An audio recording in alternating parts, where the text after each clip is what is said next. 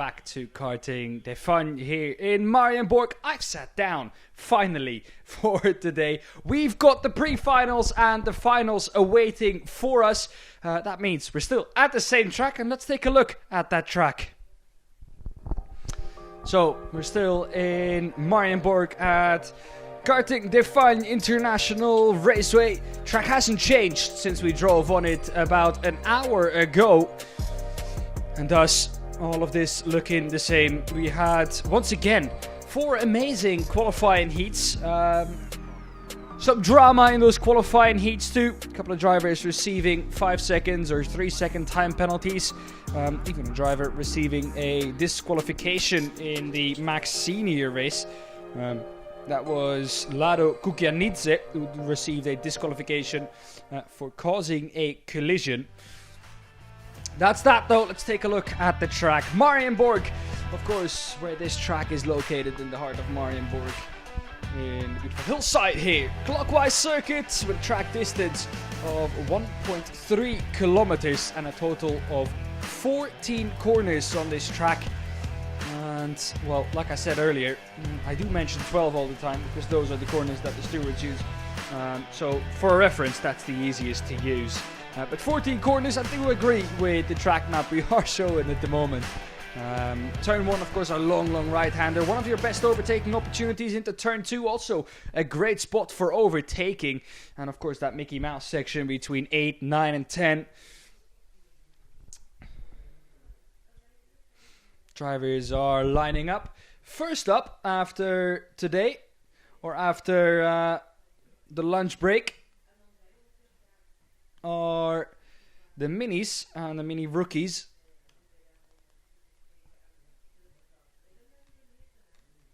Let's see what happens here. They provided us with an awesome race in the qualifying heats, as always. And let's take a look at the grids for this race soon as we leave the pre-grid area. Once again, we've got 22 drivers. 2 rows of 11 drivers will line up to take the start of this race. Of course, if we look back at the result for the minis earlier on today, we find that it was Riley Morrow taking the win ahead of Austin Oman. Those two going at it. Max Jolly just finishing P3. About 0.3 of a second only behind Austin Oman. And Tom Reed finishing in P4. Now, I do have to say that Riley Morrow and Austin Oman had amazing starts twice in a row, because the first start got called off and the second start then did go through.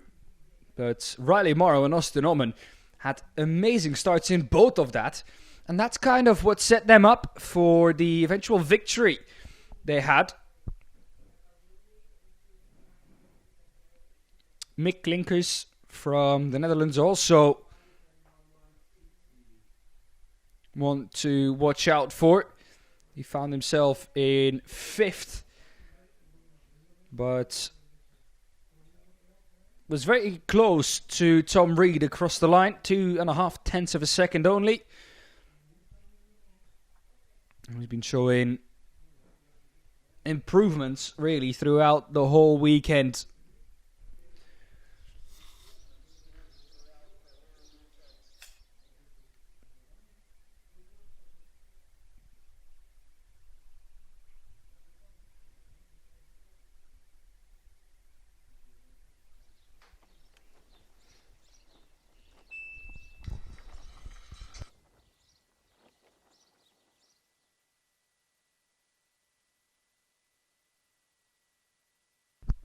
We're waiting for Theo, wearing a crew vest today instead of the usual blue one, to give what in America would be called the command, but we'll just call it the signal to go green flag for the exit of the pre-grid.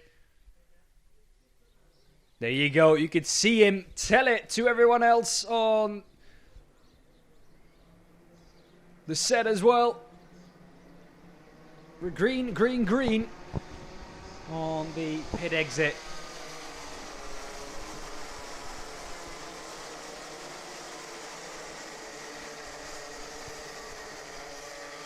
That means that for us it's time to take a look at the starting grid.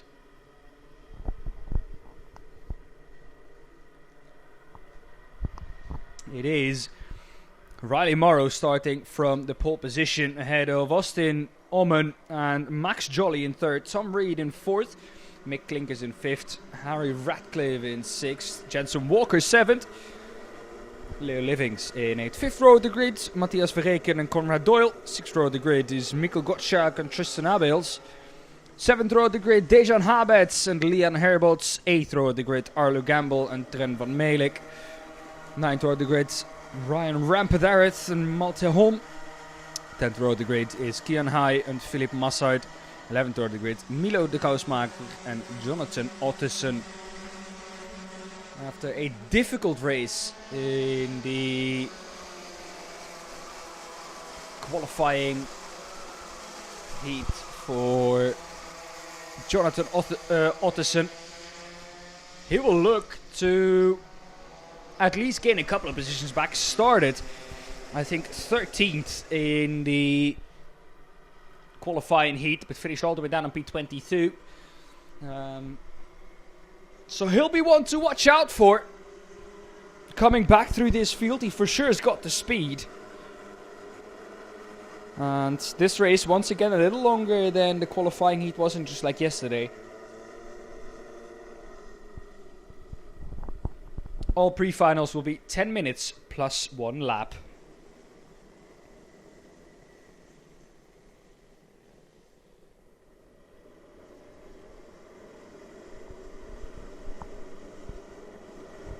Alright then, let's see if Riley Morrow and Austin Omen can do what, or if Max Jolly and Tom Reed can do what Riley Morrow and Austin Omen did to them.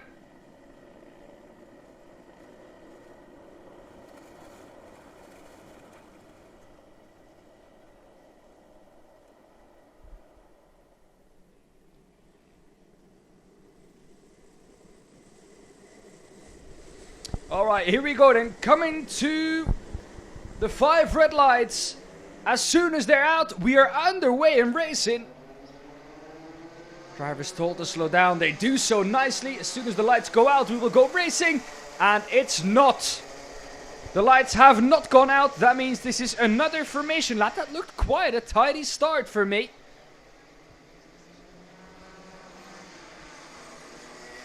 But also, the first of our pre-final starts called off.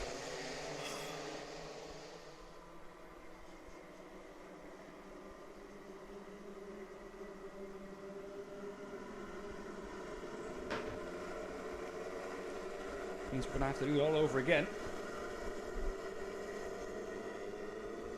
But it was a good start for Riley Morrow in the 122 and Austin Omen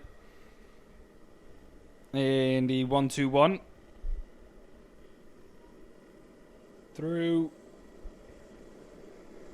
Sector 3 we go again.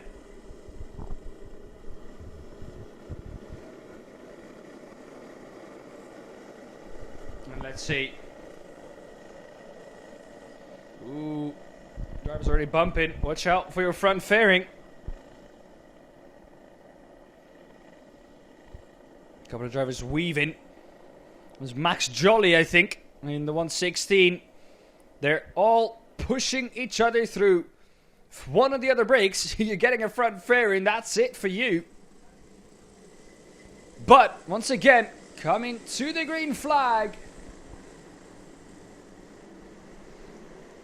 As soon as the lights are out, we will go racing once again. Nice and tidy into the tram lines. We go again. This time though, no, once again, the lights have stayed on. Oh no. And now, they will get a talking to from the race director. Red flag is out on the circuit. And that means drivers will line up on start finish.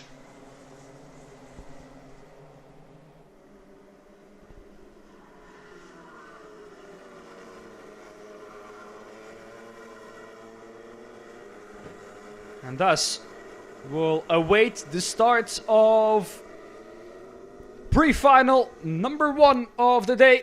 Mini and Mini Rookie.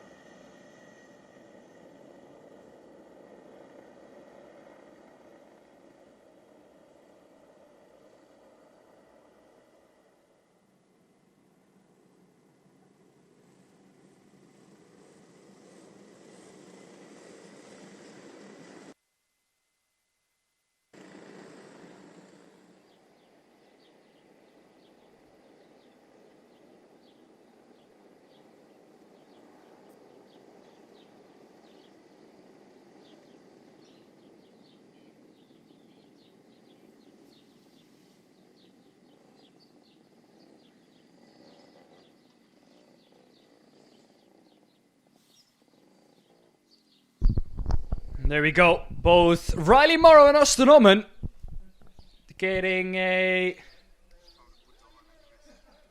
briefing from our race director,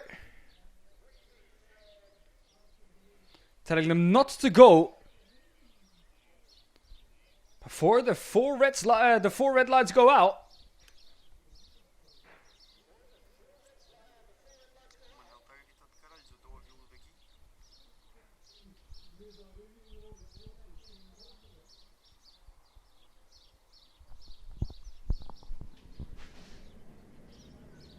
This, of course, vital information. Alright, off we go again then. And we're again on the formation lap.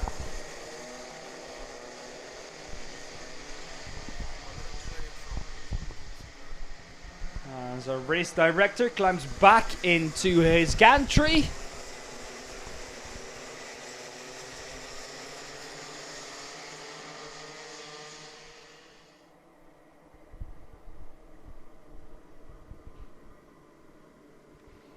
And Riley Morrow and Austin Oman get to try the start again.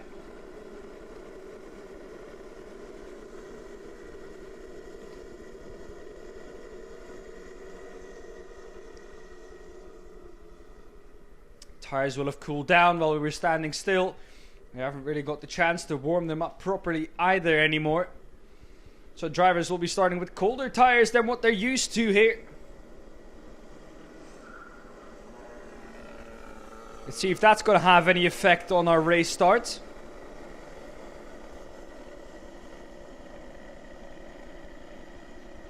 Back of the grid there, you can see in the 139, Jonathan Ottesen.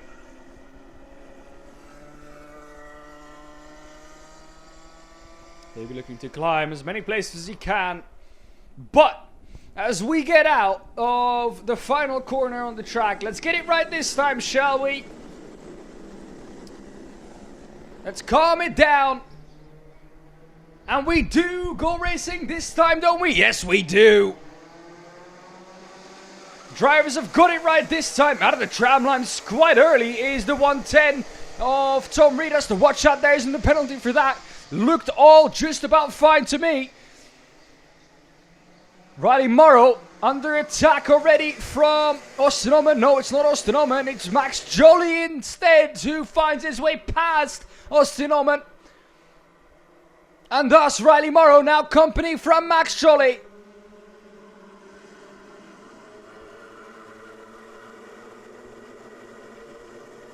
Max Jolie already looking at the inside of Riley Morrow, not giving him any time to get into his race. Colder tires than usual.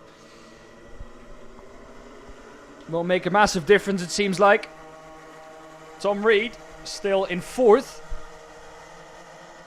Ahead of Mick Klinkers in 5th. See if he's able to, or if he managed to keep that position. Yes, I think he has. Biggest movers up the grid are Trent van Meelik and Ryan Rampet-Harrod. 12th and 13th. Jonathan Otterson also up 3 places on this first lap. He'll be one of our biggest movers, I think. If we look at the pace he had in the other heats we've done. But as we round off the third corner of the track on lap number 2, it's Riley Morrow in P1, Max Jolly in second. No, not Max Jolly in second, Max Jolly in third. Austin Numman's gotten back past Max Jolly.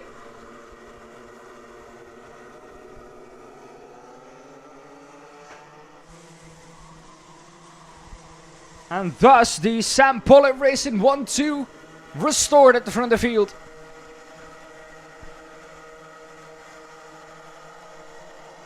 Max Jolly and Tom Reed, of course, both driving for Strawberry Racing.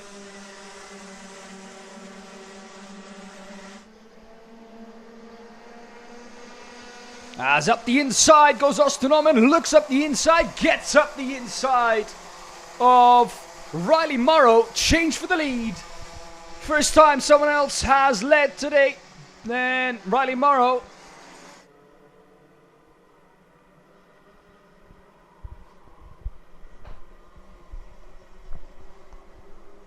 Tom Reed now in third, Max Jolly back to fourth.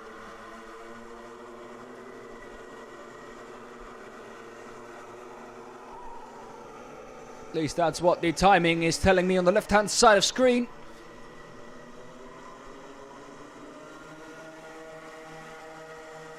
Looking at the battle between Mick Klinkers and Harry Ratcliffe in the 105 and the 113. Here's the battle for the lead though. Riley Morrow and Austin Oman. Switched around. Austin Oman now leader of this race. Riley Morrow in second. Tom Reed third. Max Jolly fourth. Mick Klinkers fifth. Harry Ratcliffe sixth. Leo Living seventh. Jensen Walker 8, Christian Abels 9, and Matthias Verreken in P10. That's our top 10 as we run. Austin Oman, fastest lap of the race that time round. 59.474. That can go much quicker. We've seen that in previous races. So that lap time will come down further.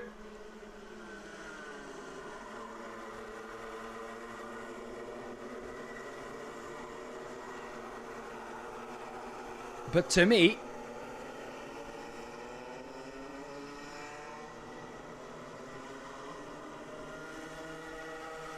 yeah, that front bumper on Austin Oman's kart looks to be clicked. And of course, we can't say for sure.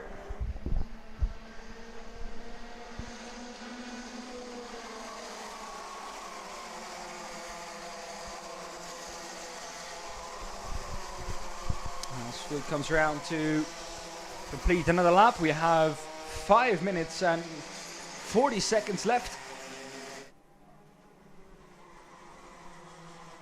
As Tom Reed, like I said, straightens that fastest lap.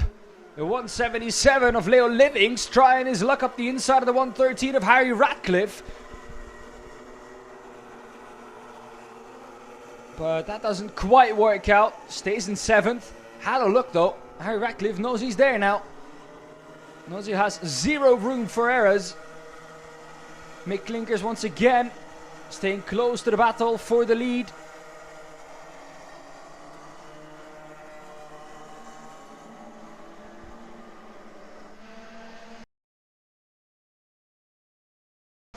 Mick Klinkers, fastest lap of the race. 59.247. Picking up the pace, there it is, 59.247 for Mick Klinkers, fastest lap of the race. That's getting more towards the benchmark we are used to. Max Jolly in 4th has company from Mick Klinkers.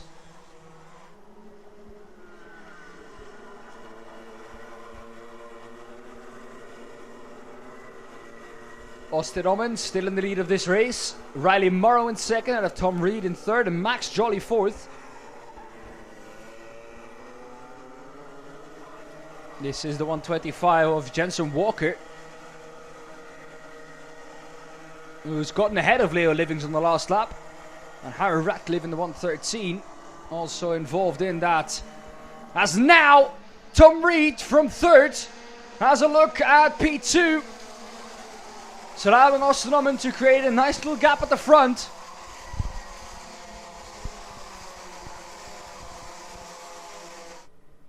As Riley Morrow is under pressure from Tom Reed. It allows Max Jolly, Mick Klinkers all to catch up again.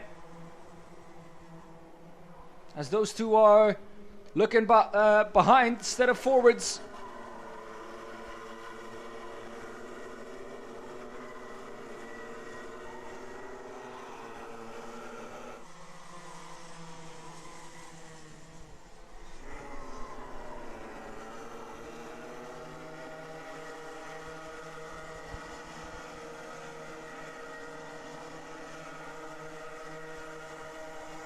Klinkers, one of the privateers in the field. But they've got that cut running lovely. He's ran P5 in most of these sessions, and he's 5th again.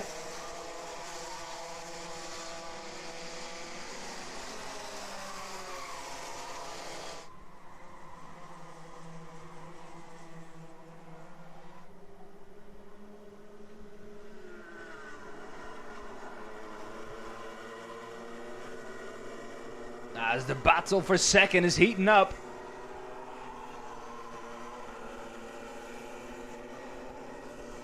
My question is, can they close down on Osternomen?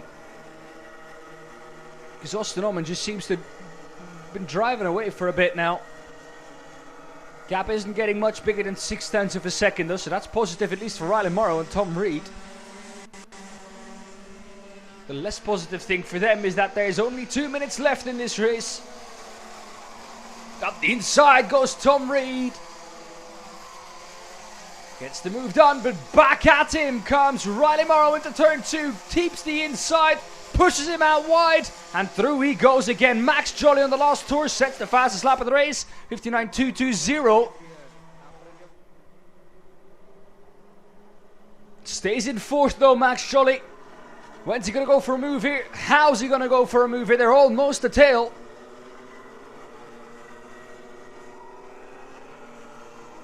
There's almost no point going for a move now.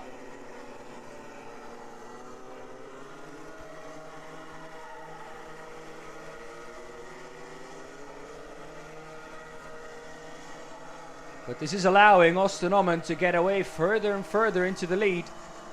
3/10 slower in sector 1, 2/10 slower in sector 2, equal in sector 3. But that has allowed him to open up a gap of a second once again. Tom Reed goes for the move, and once again Tom Reed gets his way past Riley Morrow as this contact with Max Jolly that just about doesn't end in tears for both of them. But Max Jolly making his intentions clear. Also, Riley Morrow showing that he isn't a pushover. And he now gets back past Tom Reed. Tom Reed also passed by Max Jolly and by Mick Klinkers now, who's up into 4th. So from P2 to P5 you go. And that all in one lap. That's how quickly things can go south. Another half a second lost in sector 1 by Riley Morrow. And thus the gap up by 0.7 of a second this lap. Gap up to 1.7.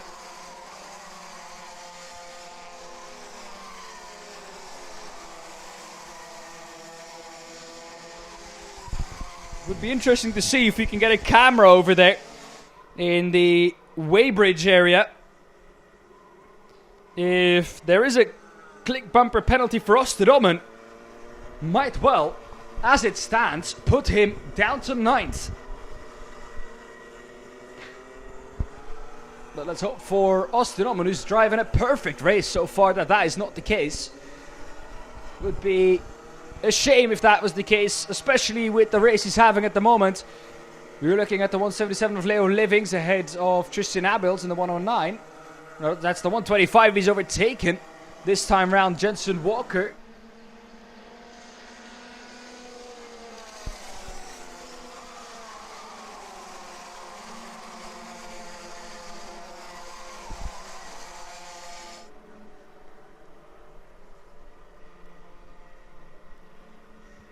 Max Jolly, not the fastest lap of the race.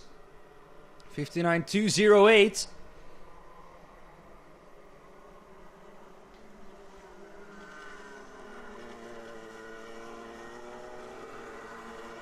But on the final lap of this race, it's Austin Omen who in this race, after he got into the lead, got past Riley Morrow, really was never challenged again.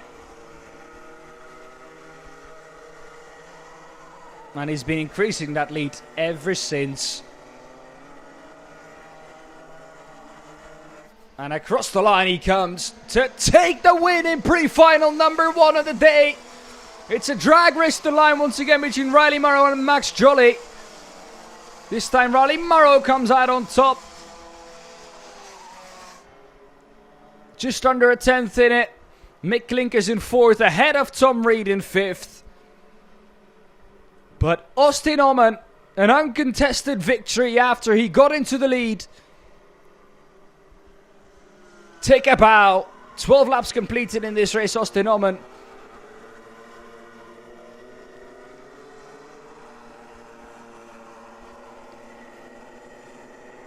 And here are the standings.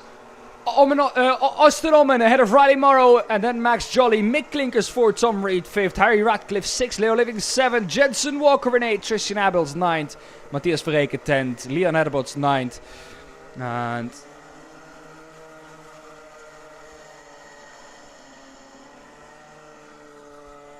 Dejan Habets in P12. Conrad Doyle P13. Mikkel Gottschalk P14. Trent van Meelik in P15. Jonathan Otterson 16th. Ryan Rampadar 17th. Kian Hay in P18. Arlo Gamble 19th. Malte Hond 20th. Milo de Kousmaker 21st and 22nd. And last is Philip Massard. That's it once again for the Mini rookies. Up next here at the track, DD2 and DD2 Masters.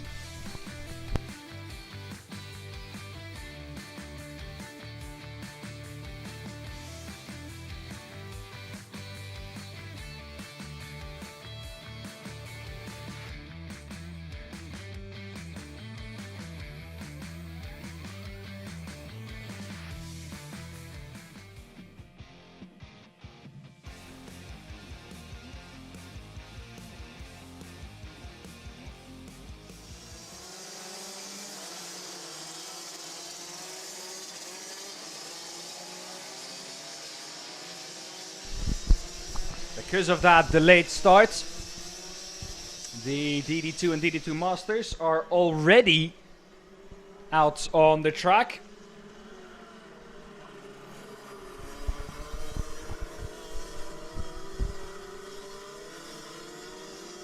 So let's have a look at the starting grid for them. It is Wout Kirstjens on the front row, but not in first. He starts second, behind Antoine Barbaro. You might ask me, where is Sam Knopjes? Well, Sam Knopjes isn't even in the top 3 as it stands. Frederik Zebis in third. Ahead of our Sam Knopjes in fourth, to be expected to be up there at the front row at least. But he had an absolute mare in the qualifying heat. And that means that he will be starting from fourth only. Christophe Kaptein in 5th, ahead of William Norbach in 6th. 7th is Nicolas Golem. And 8th is Axel Goes. 9th, Lawrence Airbots. And 10th, Mattis Ankans. 11th, Gustav Uzakovs. And Kian de Brandt in P12. Michael Becker 13th. Jeremy Brasler in P14. And Lisanne Kielstra 15th, ahead of Marco Drittenprijs in P16. I'm expecting Marco to gain some positions here on the opening couple of laps. We saw Marco yesterday up as high as P7.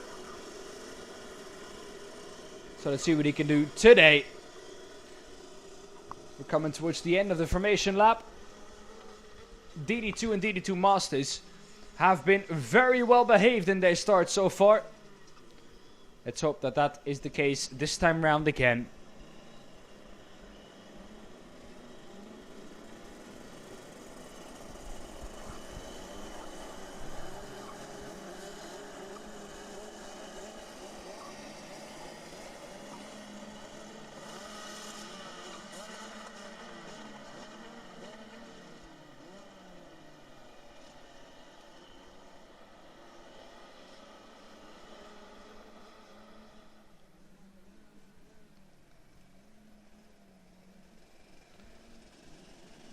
Right then, through turn 12, they'll start to line up. Into the tram lines they go.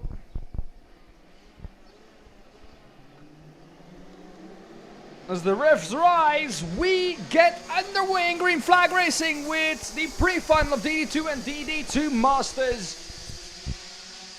Antoine Barbaro, good start from the front of the field. Also good start for Wout Kirstjens. Great start for Frederik Zebis, who's gotten himself up to P2. How quickly can Seb Knopjes do something about that? Well, he's in P3 already.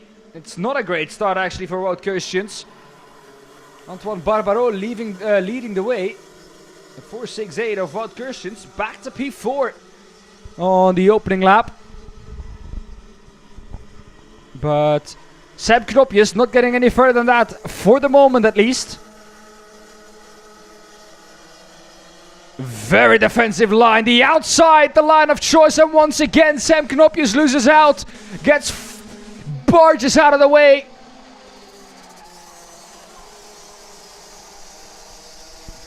And down to 7th goes Seb Knopjes, and it's not 1 position gained, it's 3 positions lost instead.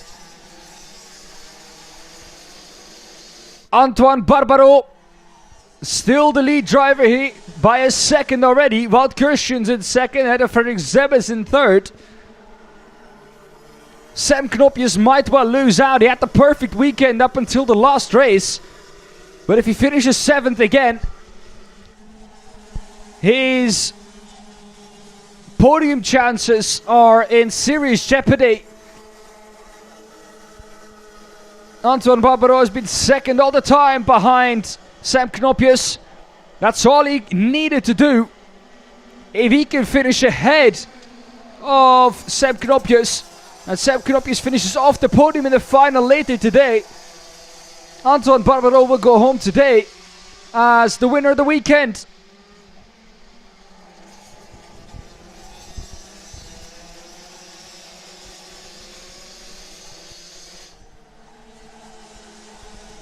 Wout Kirstjens back up to second now in the 4.68. Frederik Zebis, the Danish driver, now down to third where he started.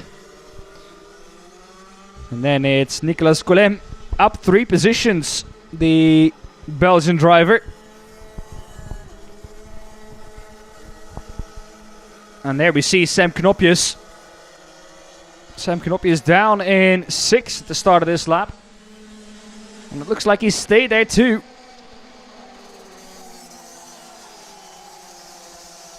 Yep, stays P5th, Seb Knopjes.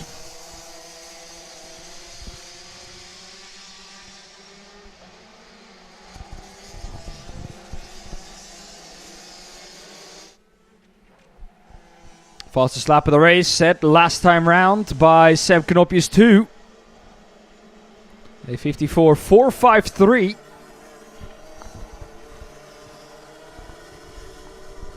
And still Seb Knopjes trying to get past the 4.05 of William Norbach. The Danish driver putting his cart where he needs to keep the Dutch driver behind him. Meanwhile, the 4.55 lurks in the background. That's Axel Goes behind Christophe Captain, then Nicolas Golem. Seb Knopjes has gone past the 444, and Seb Knopjes moves past the 405 as well. Up at the 4th goes Seb Knopjes. Has more time left than he did last time round. Could well still finish on the podium here. That's the only good thing for Seb Knopjes, is that the pre-final here is 10 minutes. And the final later on will be 15. So enough time to make up positions that you lose. No man overboard.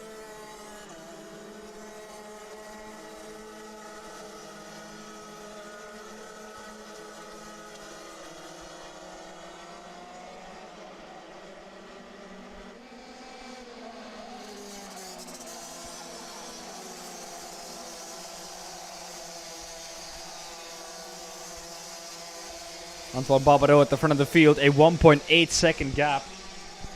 And I don't think that's going to change any time soon. Seb Knopjes with the fastest lap of the race up onto the podium.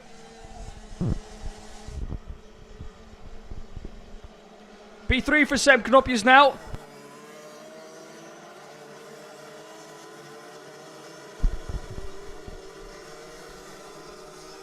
Frederick Zeb is down to 4th. Wout Kirstjens up next, fellow Dutch driver. For Sam Knopjes, but he's back up onto the podium. Looked like it would be a much tougher race for him. Just a little earlier on now.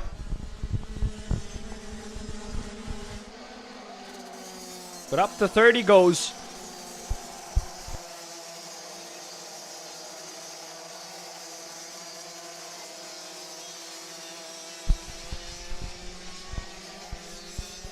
William Norbach in 5th, 6th is Nicolas Guillem, and 7th is Christoph Kaptein. Marco Drittenpreis up to 8th already. Up 8 positions, the German driver. I said he was going to be one of the bigger movers in the pre-finals. And Marco Drittenpreis up to P8. And still has almost half the race left to gain even more.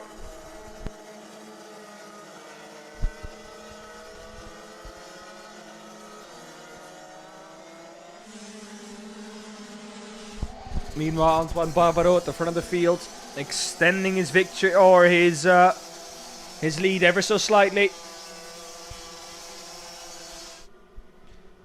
Not a 10th gain last time round.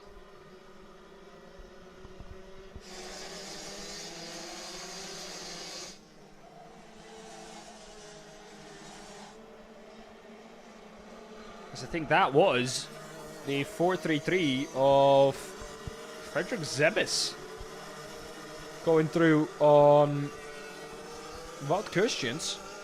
Oh, not Wout Kirstjens. I think that was him going back past William Norbach.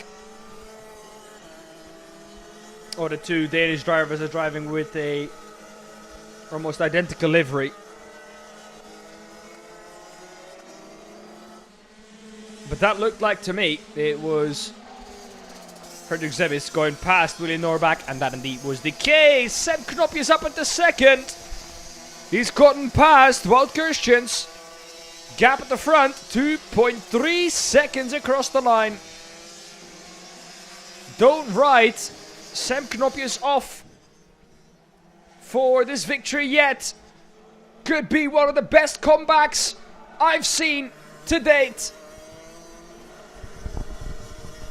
Was down as far as 8th and is back up to P2 already. Still has 2 minutes left plus 1 lap.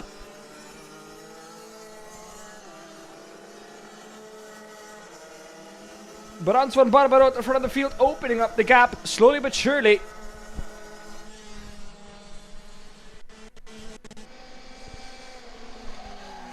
And from the previous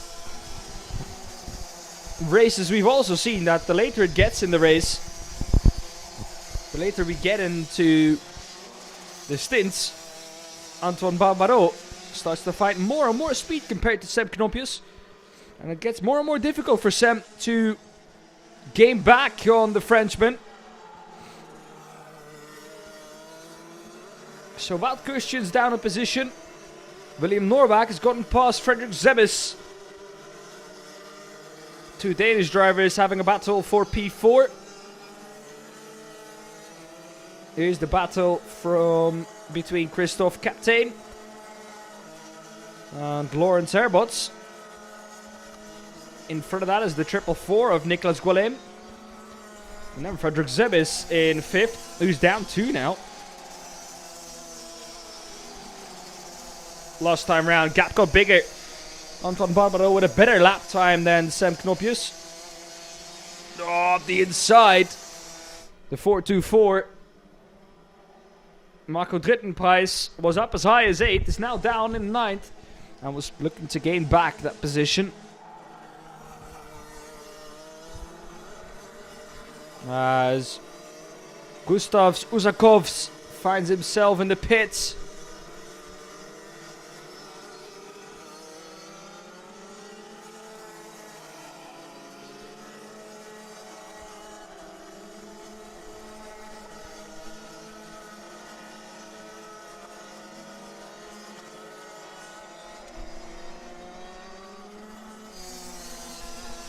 And once again, that gap opens up by a tenth. I did mention that the later on we get into this race, Antoine Barbaro finds pace towards Sam Knopjes. And that's certainly the case again. Gap keeps extending on the final lap of this race. Last lap, board was out. And thus, the marshal, right in front of my commentary box window, takes out his checkered flag. And the man he'll see first is still Antoine Barbaro. Started from pole position. Sam Knopjes from P4 looked like closer than ever after his drop back in the qualifying heat. But Antoine Barbaro comes through to win the pre-final and put himself on pole for the final later on. Sam Knopjes comes through in a remarkable second. And if I tell you he's starting from fourth, that doesn't tell the whole story. Was down as far as 8th and still managed to make his way up to second with almost a second lead over Wout Kershens in third. And only 2.5 seconds back on Antoine Barbaro. I'm already looking forward to that final between those two. The longer this weekend goes on, the quicker Antoine Barbaro seems to get.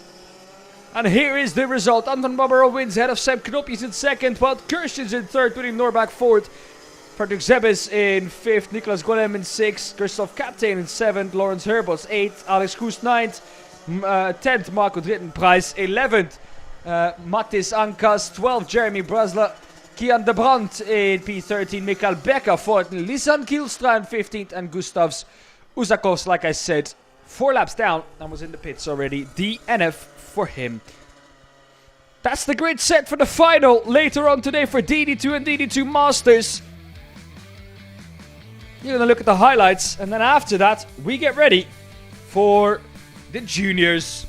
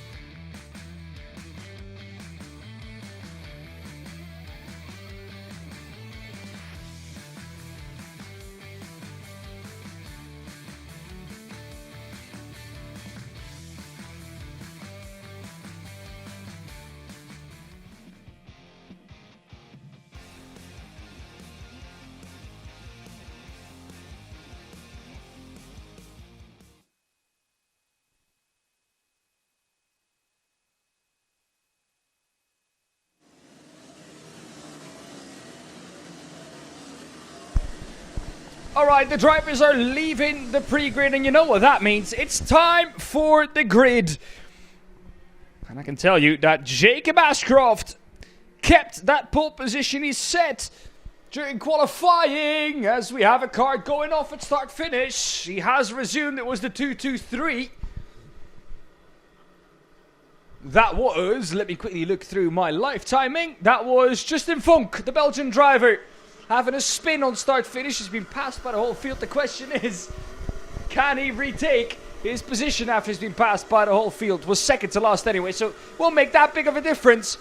But Justin will have to start from the last row of the grid. Well, on we go with the grid. It's Max Sadurski in second, then Shun Sekiguchi in third, Mate Kobe-Hitze in fourth, Harry Freeman fifth, Lars Lambers in sixth. Fourth row of the grid is Bran van der Weken and Ryan Gandour. And fifth row of the grid is Bos Maximov and Sebastian Loisch in 10th.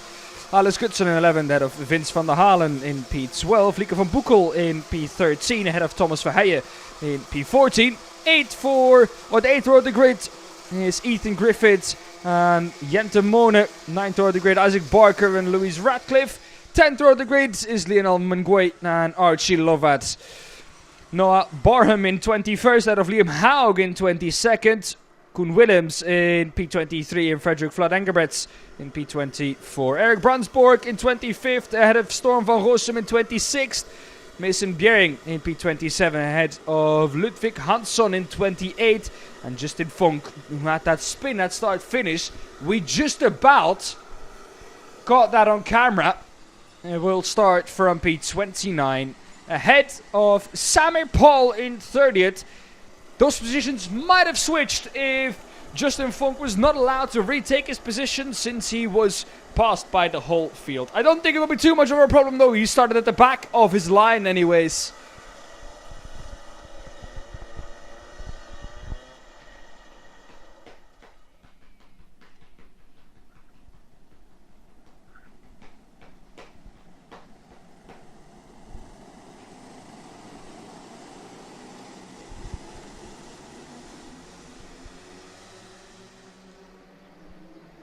Alright, to the green light we go, and yes indeed we go green at the first time of asking.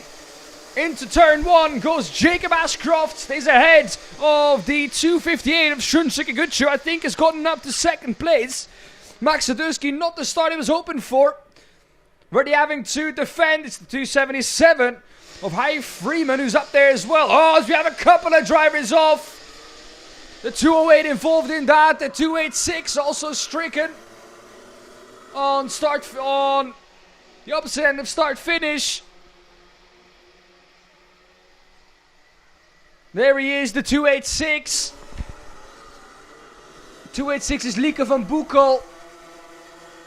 Lieke seems to be looking at her hand already. We had a couple of drivers with hand injuries.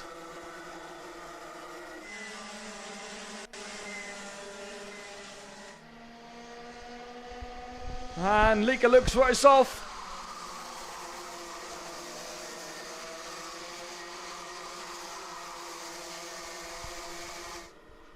But Jacob Ashcroft has kept the lead ahead of Mate Kobe-Hitze, who's gotten up 2 spots ahead of Harry Freeman.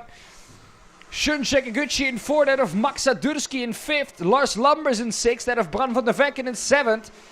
Sebastian Loisch 8th, Thomas Verheijen 9th. And Jente Mone up to 10th.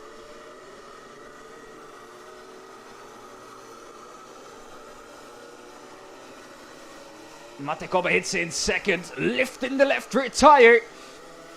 But all over the back is Harry Freeman.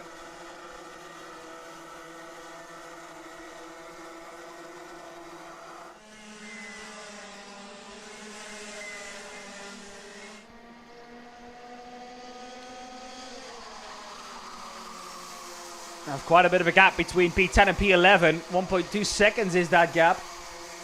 Driver involved in that kerfuffle later on in the first lap was Samir Paul, Lionel Mengwe, Ethan Griffiths and Koen Willems. Were all drivers involved in that.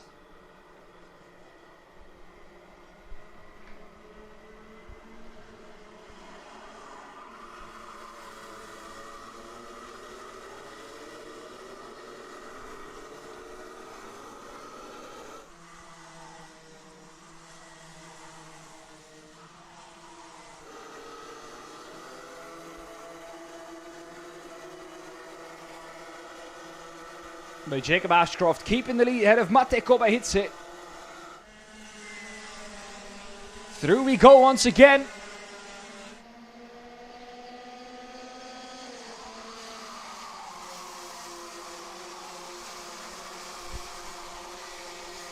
Jacob Ashcroft has driven a dominant race so far.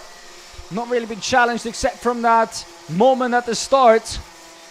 As Mate Koba hits it, loses out to Harry Freeman, comes right back at him inside for 4. And he gets back that place that he lost to Harry Freeman just a corner before that. Someone defends the middle of the track, going into 6, but loses out, breaks too late. And Harry Freeman goes through, Shunshek Eguchi goes through as well. Mate Koba hits it, down to 4th, and is losing out even more. Falling down the order quicker than a stone in the pond is Mate Koba hits it. And from 2nd, he goes all the way down to 7 in 1 lap. Max Sadurski, Bran van der Vekke and Thomas Verheijen also got past him. We'll have to regroup, regather.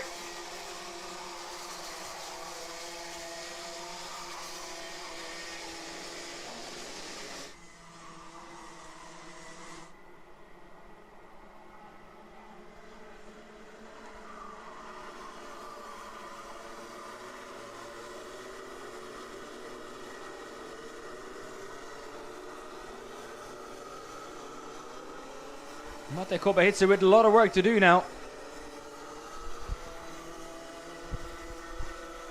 Started 4th, but has dropped down the order. And lap number 5 of what I presume will be about 13 laps.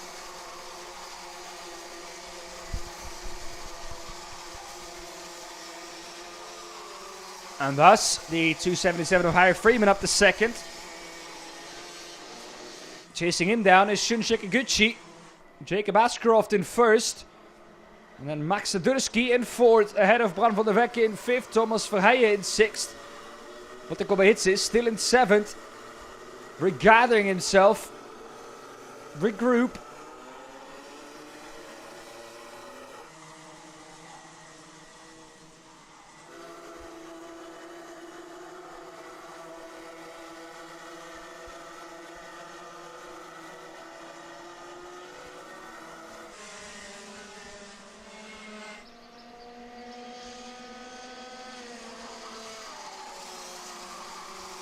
Here we see Harry Freeman. Trying to go for a move is the 213 of Noah Barman. Or Barham, sorry, on Jente Mone. Jente Mone defending that perfectly. Doesn't get the chance to even have a look for a move. But I think that caught out Noah Barham.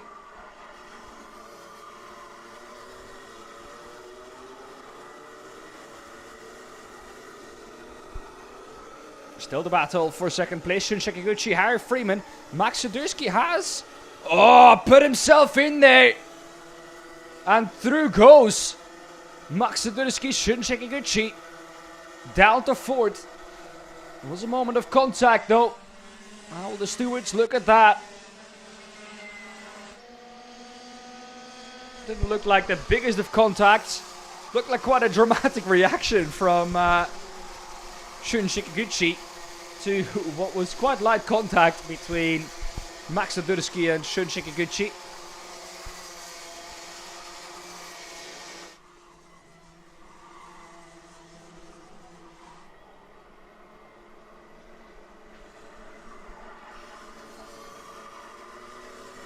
Harry Freeman though stays in P2, but he's the next target for Max Sadurski. Sadurski has got the pace in that kart. Just 2.5 minutes left. And Max Sadurski has got pace in that kart.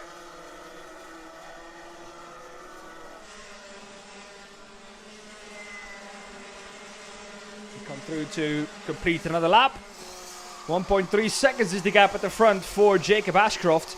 There's Mate Koba Hitze making his way back up the order. Mate Koba Hitze was down in 8th, goes past Thomas Verheijen in 7th now. Next up for him is Lars Lumbers.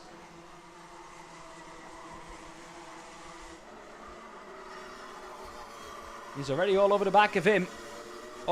Talking about all over the back. Max Sadurski is all over the back of Harry Freeman. Shun Sekiguchi is seeing it all unfold ahead of him.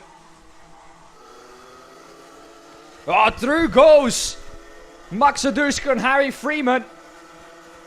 It's now his job to chase down our leader in the race, Jacob Ashcroft. Hasn't got much time left to do that though, only 1.5 minutes. 3 more laps to go.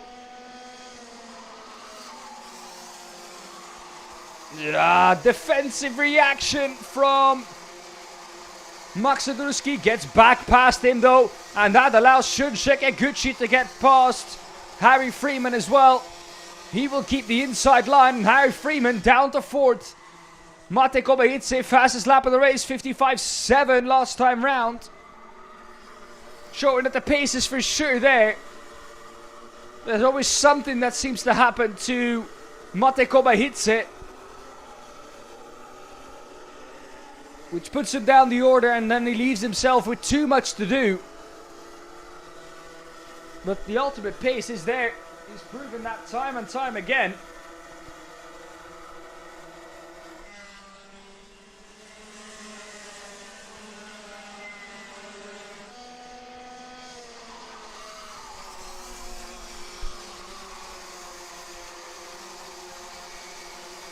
Two seconds the gap now at the front for Jacob Ashcroft. He knows that if he doesn't do anything crazy, this race will be his.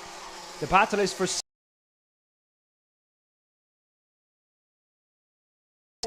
Shun Sekiguchi. Gets back past him into 6.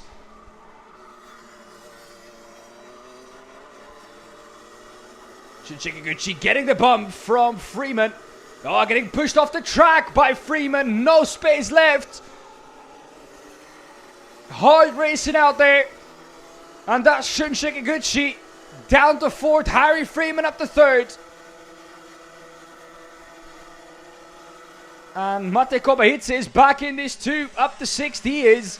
He's now behind Harry Freeman. Or Shun Sekiguchi, sorry. Up to 5th he is. Behind Shun Sekiguchi.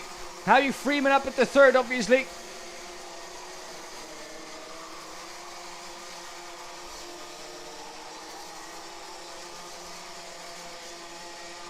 Look at Mate Kobaitse go. Also goes past Shun Sekiguchi. Although Shun comes back at him like he did at Harry Freeman. Just like Harry Freeman though, having a look up the inside of 5 was Mate Kobaitse. Didn't manage to make it stick.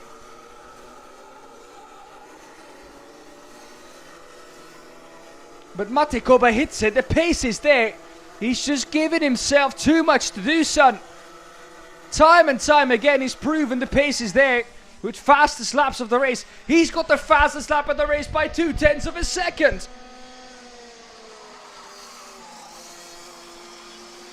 But outright speed is not everything. Jacob Ashcroft wins ahead of Max Odurski in 2nd. And Harry Freeman in 3rd. Shun Sekiguchi in 4th. And Mate Kobaitse in 5th. Lars Lambers in 6th. Bram van der Wecken in 7th. Thomas Verheyen in 8th. Boas Maximov 9th. Sebastian Loisch in 10th and Erik Brandsborg in 11th. Noah Borum in 12th and Ryan Gandur in P13. Winning the race though, Jacob Ashcroft. 12 laps done.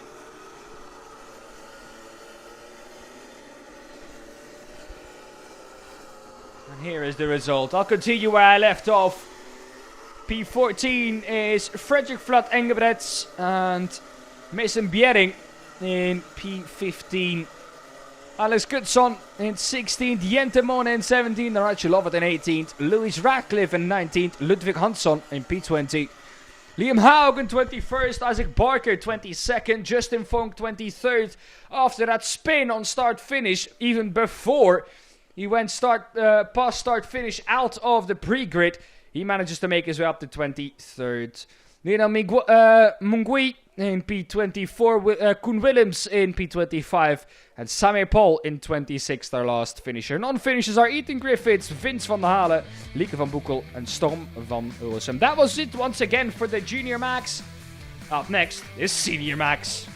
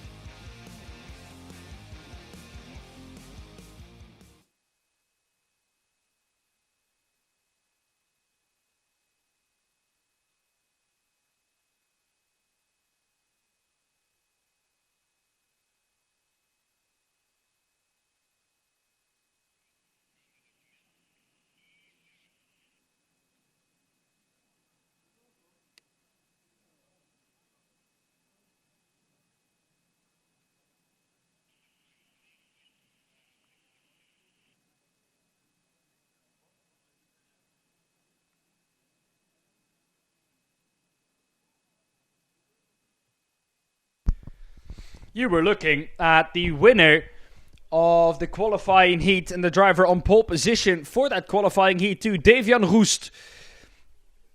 Today, he's looked unbeatable so far. Lewis Goff was the only one getting close to him, and even in the qualifying heat, he couldn't quite get to terms with Davian Roest's pace. Macaulay Bishop in third, ahead of Matej Radenkovic in fourth. That's your top four. We're awaiting the green signal by Theo in the black crew vests. You see, standing right there.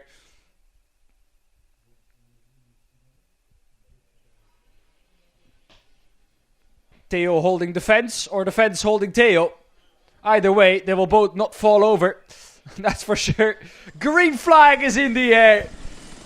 And the exit of pre-grid is open. And that means it's time for your grid.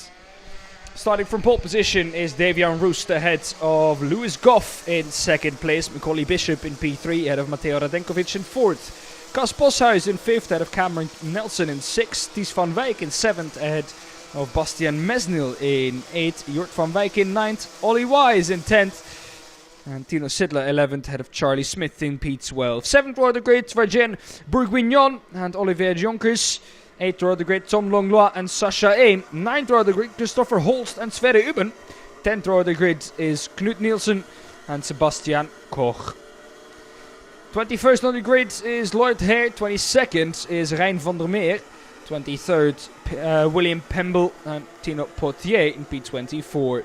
Patrick Jules Sørensen in 25th ahead of Bo Alrichs in 26th. Arno Zaborin in P27 ahead of Matthijs de Lauw in P28. Magnus Brandt in P29 ahead of Adam Wooden in P30. And Lado Kukianidze in P31 getting disqualified from the qualifying heat due to causing a collision. Let's see what he can do. He will try to gain as many positions as he can to put himself in a better position for the final. Also, Tom Longlois did a tremendous job yesterday. He started absolutely plumb last in the qualifying heat and he got up to 15th already. He'll be looking to gain even more positions and put himself in an even better position for the final. Once again, our 31 drivers go through the final sector.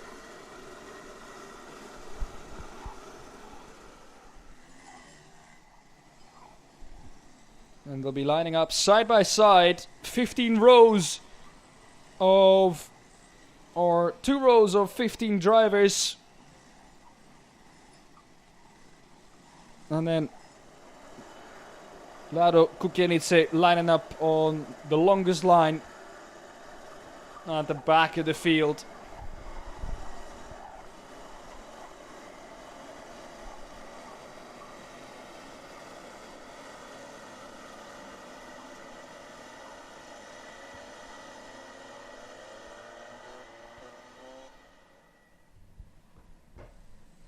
Alright then, here we go.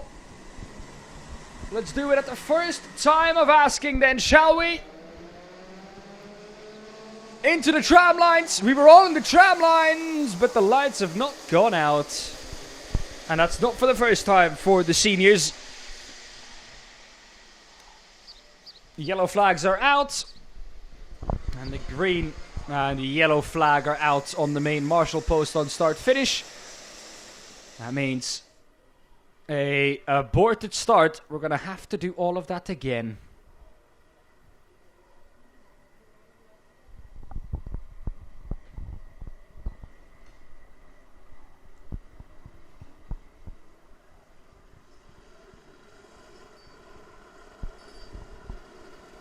Let's do it the second time round, else, just like the mini and mini brookies, they'll get a talking to.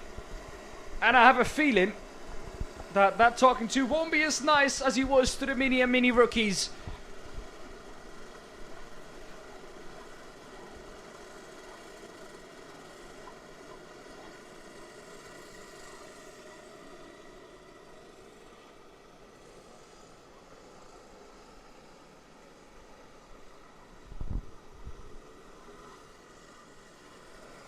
frantic weaving from Tino Sidla, the Swiss driver.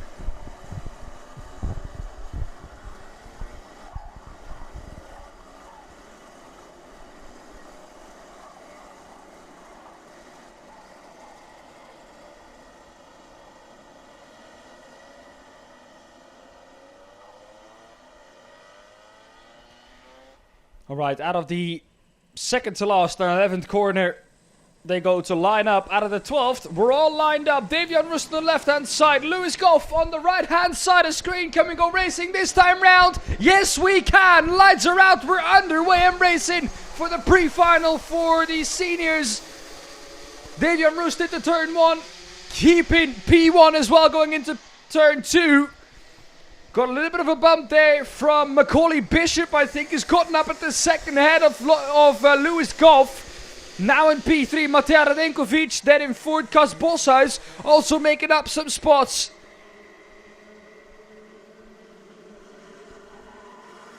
Davian Rust still in P1, these are the most crucial times to keep that P1.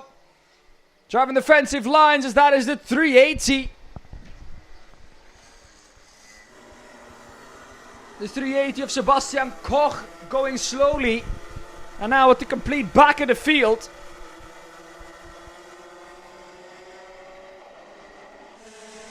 As through we come for the first time. Still Davian Rust at the front. Up the inside though goes Macaulay Bishop. That's happened before. Davian Rust has been down in second place before. Stayed calm that time. He's staying calm this time round. Just slotting in behind Macaulay Bishop. They waited until they had a small gap to 4th, 5th and 6th before they started fighting last time round. Will they do the same? Macaulay Bishop looks quick. He looked quick already in the qualifying heat. Didn't quite at the time to get back up to where he would have loved to be. But this time round though, Davian Rust with a good start. Getting up as far as second. And after that, a slam dunk pass on Davian Rust. And thus, Macaulay Bishop up at the first. Davian Rust though, gotten back past him. No, he hasn't. My time screen's lying to me. Davian Rust now losing P2 as well. This hasn't happened yet for Davian Rust, but it's Matej Radenkovic who's taken that away from him. The top 4 have broken away a little. Cameron Nelson is the last one of this group. Then it's Lewis Goff who's dropped down all the way to 5th.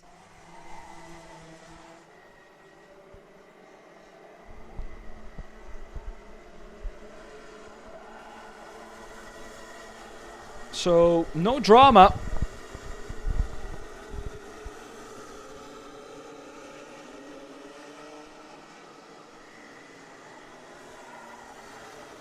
Matej Radenkovic with the fastest middle sector.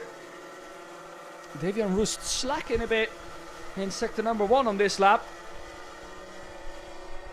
But had to re-overtake Matej Radenkovic, who then repassed him again out of turn 3, going into 4.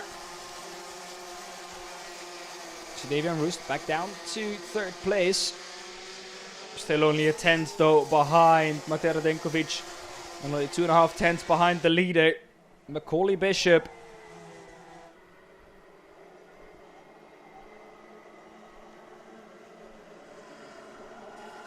Now it's Matej Radenkovic's time to pressurize Macaulay Bishop. The 304 of Cameron Nelson pressurizing Davian Rust. They've got a bit of a gap now to Matej Radenkovic. Maybe not getting the speed out of the car as he would have liked to. Lewis Goff still 5th ahead of Kas Boshuis, who started, remember, in P5. He would love to get back up to where he started.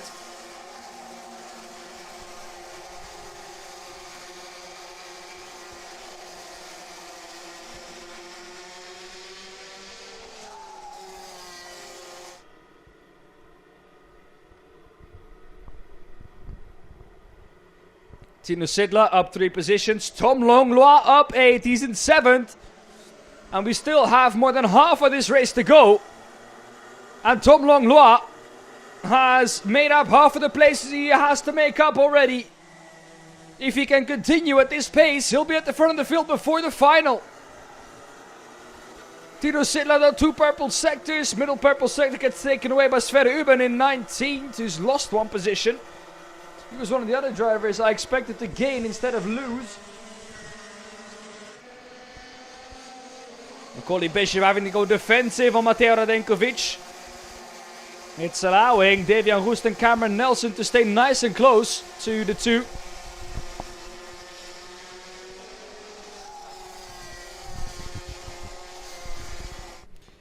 But the longer this race goes on, the more tense the battle at the front will get. Sverre Uben with the fastest lap of the race, 55 flat.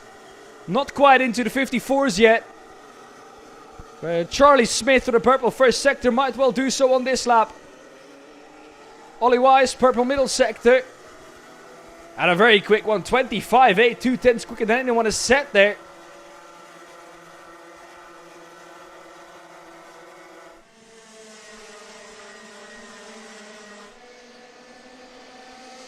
Oh my goodness, having to go very defensive.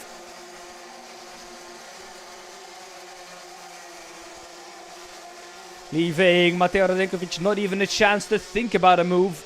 There he goes into turn 4.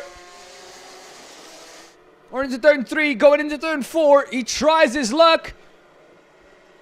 And the 368 of Macaulay Bishop stays in P1 ahead of Mateo Radenkovic. But Devian Roest closed right back up. He has been passed though by Cameron Nelson. Devian Roest, instead of moving forwards here the longer the race goes on, is moving backwards. The complete opposite picture of what we saw in the qualifying heat. The longer that race went on, the further he went forwards and the quicker he got. Not the case in this race so far. Race not over yet. Defensive line driven by Cameron Nelson. Defensive line driven by Macaulay Bishop. Once again, he has to do so in the turn 2. Mateo Radenkovic keeping him honest, keeping him thinking. And a different line this time through 3 for Macaulay Bishop, because you knew that was the place where Mateo Radenkovic tried it last time.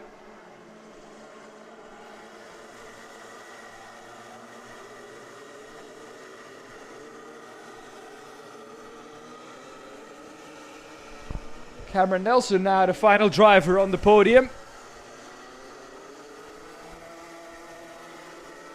Oh, Devian Roest very wide out of 10. And that loses him a couple of positions. Might lose him more coming out of 11. Down to 6 goes Devian Roest. Still defending is Mateo Radenkovic. Oh no, there's the incident. 314 off. Tom Langlois caught up to 4, but there was an incident with the 314. I think that was Ollie Wise trying to make his way past, or was that Devian Roest? It's either one of the two. It was Devian Roest who hasn't posted a first sector time. Yes, it's Devian Roest who had his DNF in the final yesterday. Is out in the pre-final. He'll have to start from the complete back of the field.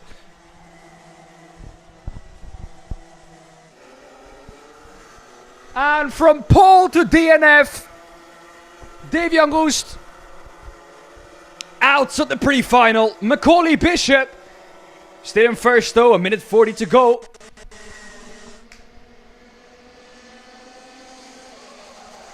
And that was a hard hit, I think, for Devian Roest. Made it all the way to the tire barrier. A high-speed corner, turn 1.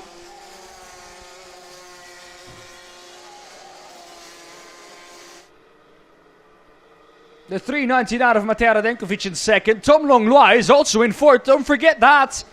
Don't count Tom Langlois out yet. Even though he had to drive defensive into turn 6, he is in P4. And he's only half a second away from victory in this race. He's being chased by Lewis Goff and Ollie Wise.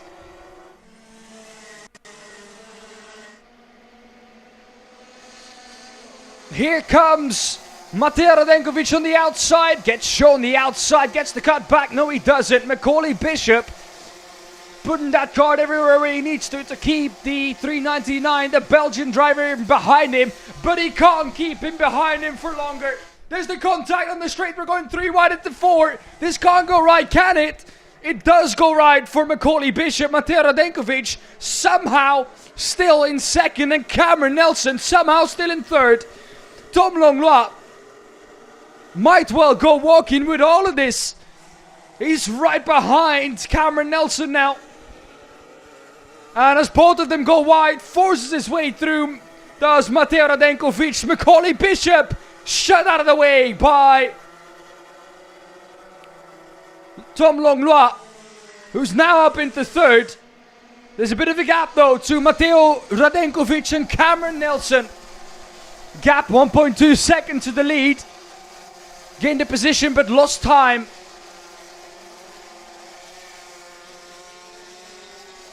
Meanwhile, Matej Radenkovic has finally got his lead, but was that all legal? I couldn't see because I wasn't watching the broadcast at the time of it happening. I was watching my timing screen to see what was going on. At 399 ahead of the 304. Matej Radenkovic ahead of Cameron Nelson. Tom Langlois in third. Ollie Wise in fourth. Lewis Goff in fifth. Cas Boshuis in sixth. Jort van Wijk seventh. Macaulay Bishop down in eighth.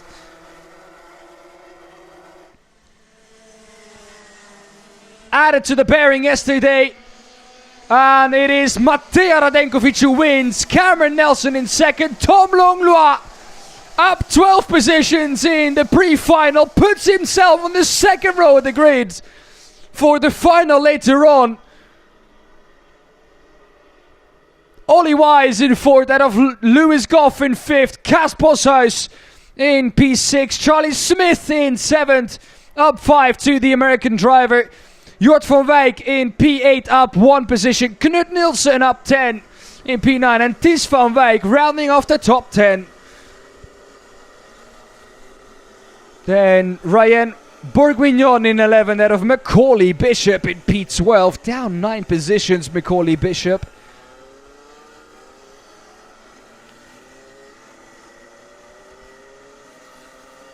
Played with the bearing yesterday, and that concluded his pace for the final. Tried something, didn't work out.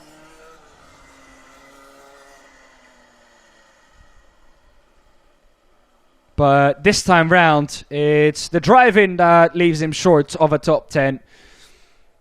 Bastien Mesnil in 13th, out of Oliver Jonkers in P14, Sverre Uben in 15th, Lloyd Hare in 16th, Sasha Aim in 17th, Laro Kukjanitse in 18th, William Pemble 19th, and Christopher Holst in P20. Tino Potier in P21, Arno Zoberin in P22, P23 for Tino Sidla, P24 for Matthijs Tollau, P25 Frederick Jules Sørensen, Adam Wooden in P26, Magnus Brandt 27, Bo Alrichs 28, Ryan van der Meer in P29, and the non-finishers, as you saw, Sebastian Koch and Davian Roest, who DNF'd in turn 1 in quite a scary incident, made it all the way to the tire barrier. That was it then, though, for the pre-finals. You will have a short break of about 10 minutes before we get going with the Minimax and Minimax Rookie Final.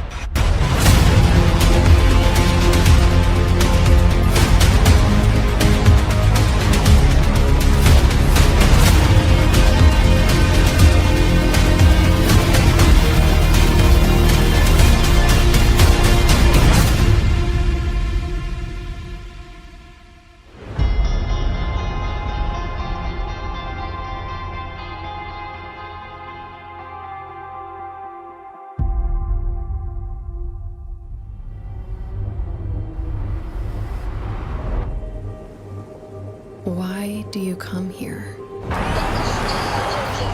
Is this your career? Or is it all about fun? A chance to get away and leave it all behind?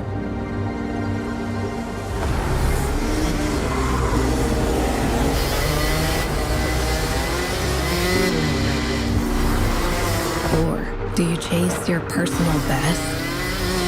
Challenging yourself over and over again. Why do you come here? Maybe you're here to collect moments. Good ones. And not so good ones. Or you can't afford mistakes because you want that victory.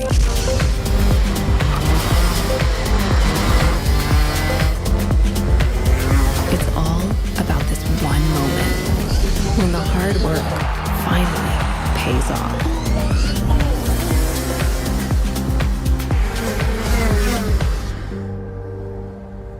This is the place that brings us closer to the people who share our story. Whoever we are, Whatever we're here for, racing is who we are.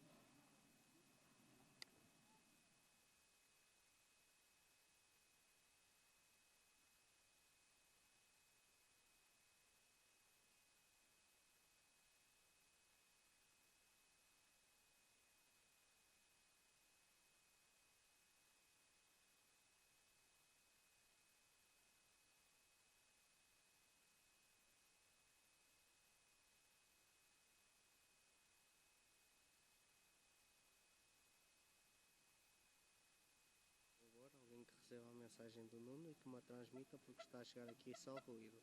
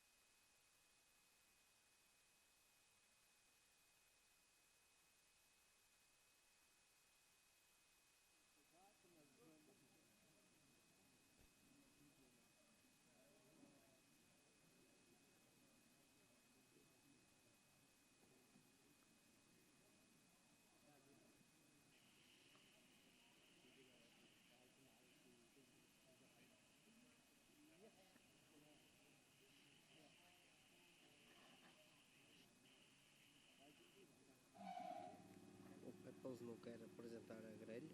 O Pepels não quer apresentar a grelha?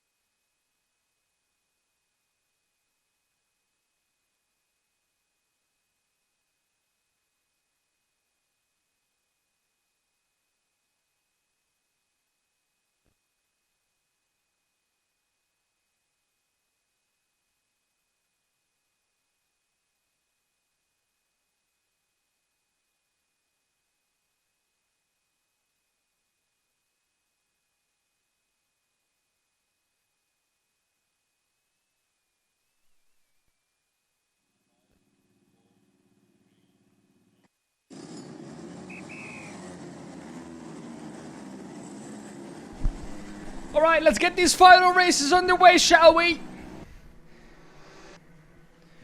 Austin Omen will start the final from pole position.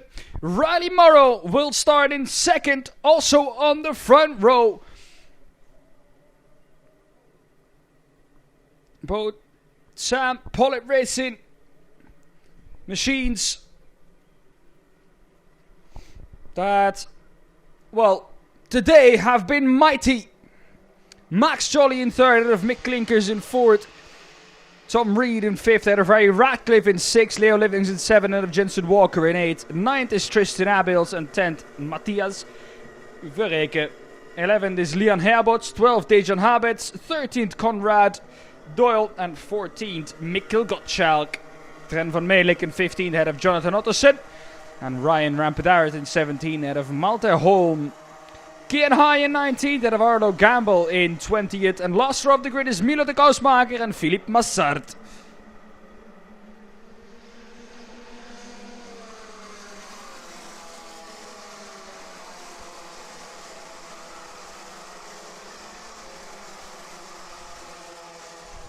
I can see that Malte Holm is still in the pits on my timing screen. Let's hope that's not the case for Malte. If that is the case,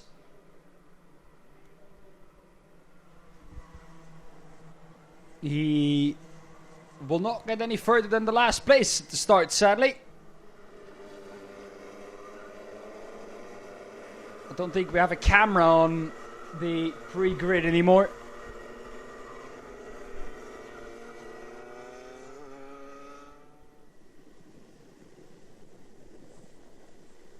But Malte Holm not in the field.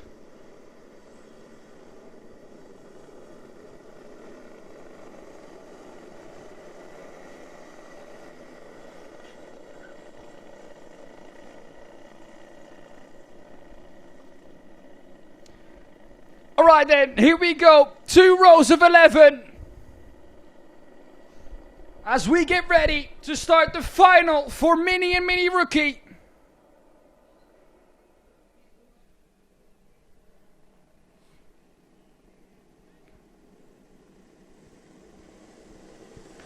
Drivers, get into the tram lines. When the light goes out, we're underway and racing. The lights do go out. We are on the way in racing. The left-hand side is Osterdomen. Right-hand side of the screen is Riley Morrow. Osterdomen keeps the lead coming out of turn 1. Into turn 2, though, it is Riley Morrow up the inside of Osterdomen. Max Jolly and Mick Klinkers behind that. And then Tom Reed and Harry Ratcliffe. Leo Livings in 7. Jensen Walker in 8. That was your starting positions. It is Riley Morrow P1, Osterdomen P2. Then it is Max Jolly P3 still. Still P4 for Mick Klinkers and Tom Reed also still in P5.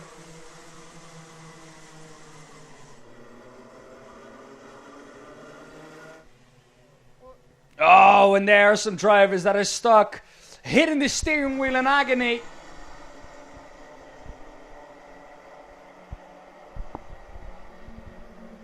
And race is over for them. And I think that's Arlo Gamble and Philippe Massard. Yeah, Malte Holm indeed did not exit pits, did not take the start of the race. As Max Jolly is defending, or has been passed rather, by Mick Klinkers and by Tom Reed. So Max Jolly down to 5th. Mick Klinkers up onto the podium. Austin Oman and Riley Morrow have reversed their positions as they were at the start.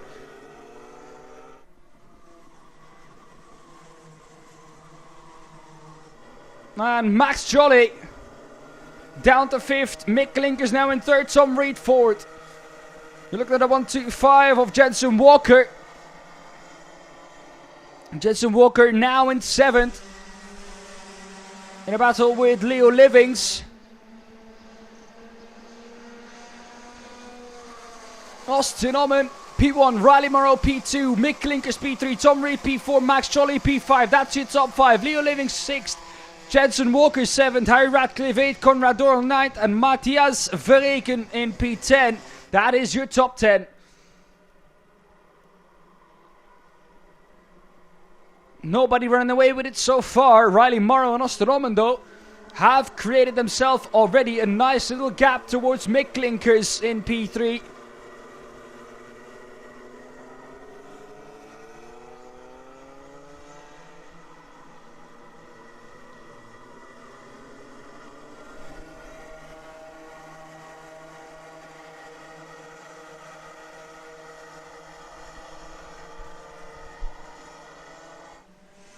Biggest gainer so far in the opening phase of the race. Conrad Doyle up 4 positions.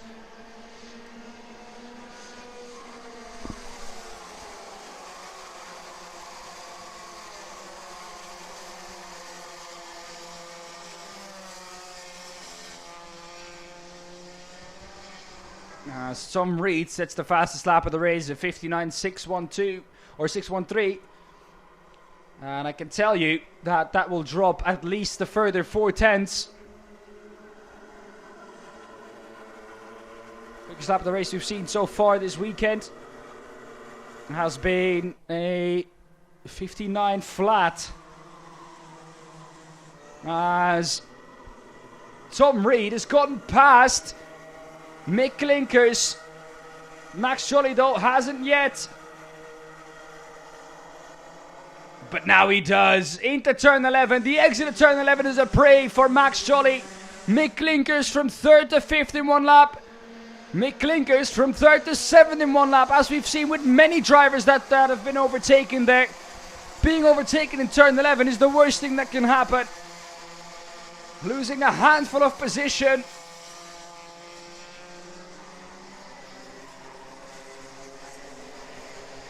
Tom Reed will want to close back up with the leading 2. However, though, Austin Oman is creating himself a little bit of a gap with Riley Morrow. Tom Reed is closing in on him as the pressure doesn't stop there for Mick Klinkers. Down in 7th. And the pressure is still on him from Harry Ratcliffe. At the moment, it's a British 1-6.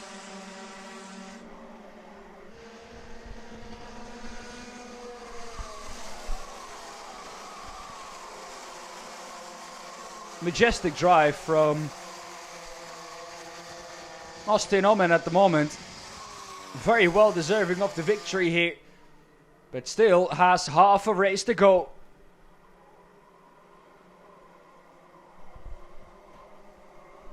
This race, 12 minutes plus 1 lap.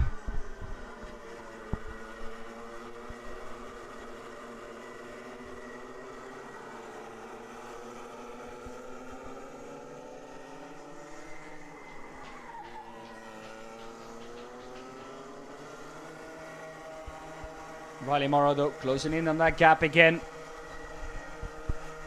Their middle sector times were 1,000th apart. They've been so closely matched this whole weekend. It is incredible to see.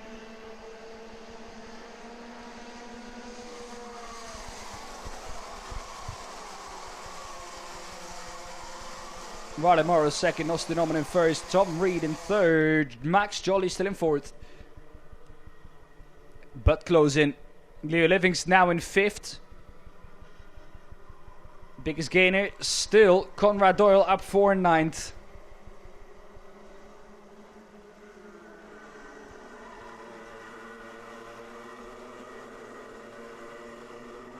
The 122 of Riley Morrow though is closing in now on Austin Oman.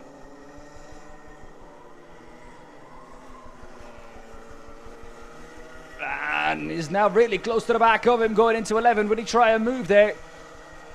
Or will he wait with it until they get him to start finish? Look at the slipstream now doing its work. Pulling a little bit though is Austin Oman. Going to be difficult I think for Riley Morrow to do something from where he is now. Yeah, that's too far back.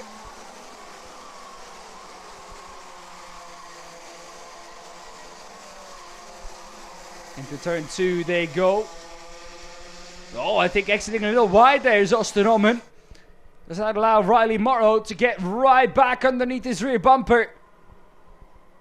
Now, gap seems to have stayed the same. Tom Reed though, fastest lap of the race last time round, 59.411.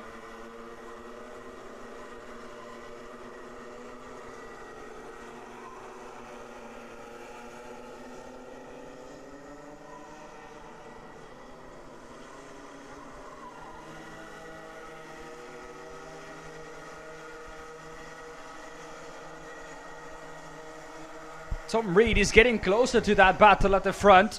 7/10 was the gap to the leader. That has come down again. 59.355 from Tom Reed. Austin Oman ahead of Riley Morrow in second. Tom Reed gaining on both of them. Gap has come down 2.5 of a second last time round. Max Jolly put in the quickest first sector time of anyone so far. Showing everyone that he is not out of this either. We've still got about a qualifying heat in terms of length almost to go.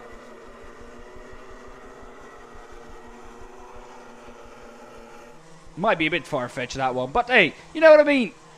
Plenty of opportunities left for Austin Oman and Riley Morrow. Tom Reed in third, and of Max Jolly in fourth. Leo Livings in fifth.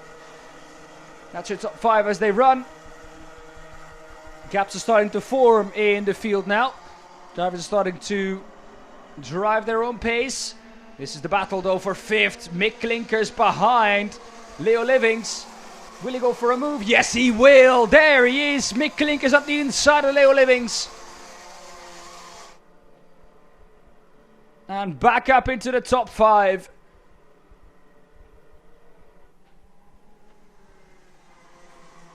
Last time round, once again, gap was closed to P2. Gap is only half a second now towards P1 for Tom Reed.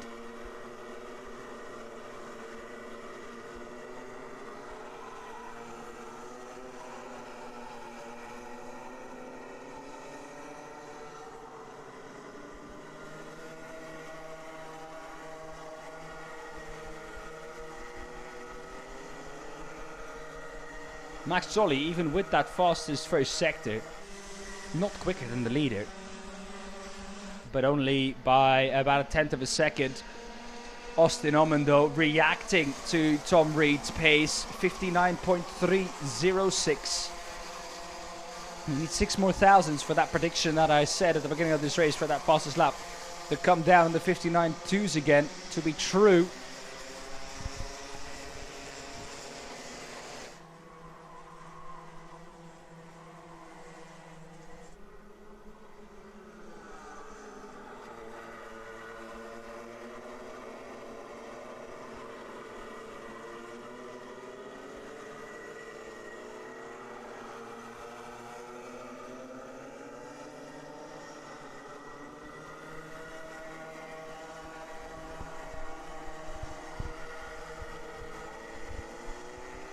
As Austin Oman rounds off the 12th and final corner.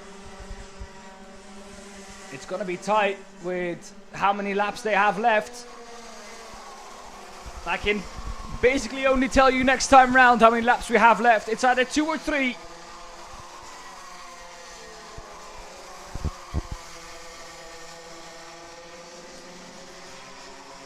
Last time round, Tom Reed, fastest lap of the race, 59.274. And gained another 10th there.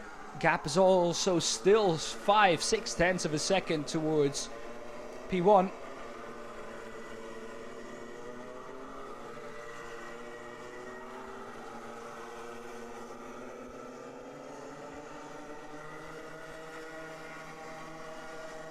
And Austin Oman is on a cracker of a lap.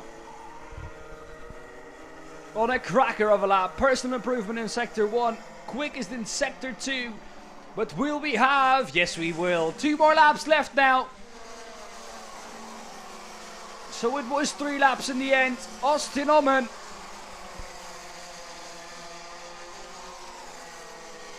will have 2 more laps before he rounds off the final corner as winner. But there are several drivers behind that who want to change that.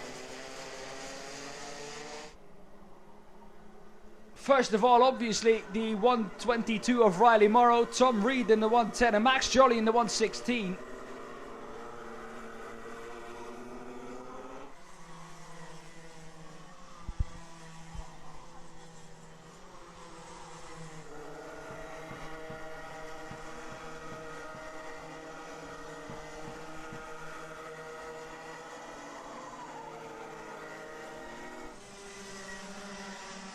Well, round the final corner comes Austin Oman.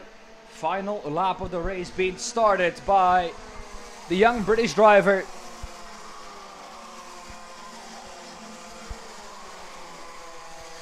Around the outside goes the 109 of Tristan Abels, and Harry Ratcliffe can't quite make it stick. No, it was on Jensen Walker, but Jensen Walker gets past Tristan Abels. Tristan Abels now down to 9th. After passing him on that last lap. This is the battle for second place. Tom Reed or Riley Morrow. Which one of the two is it going to be? Because that's the truth of it.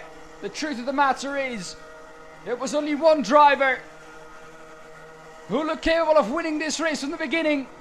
And that is Austin Oman. He rounds the final corner to win the final at Marienborg. Austin Oman, take a bow. Hands up the steering wheel, both are wide.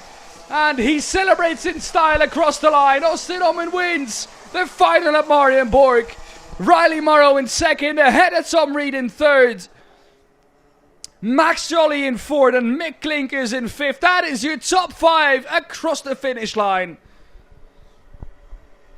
What a weekend these mini rookies have provided us with. And Austin Oman wins the final on the Sunday.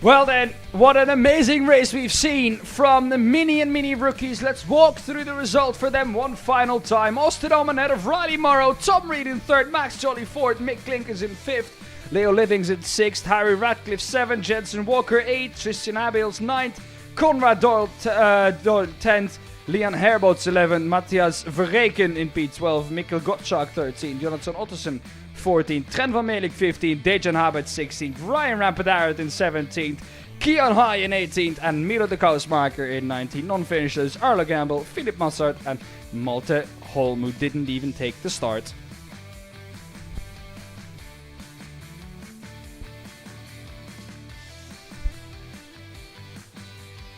So then, Mini Rookies has been decided.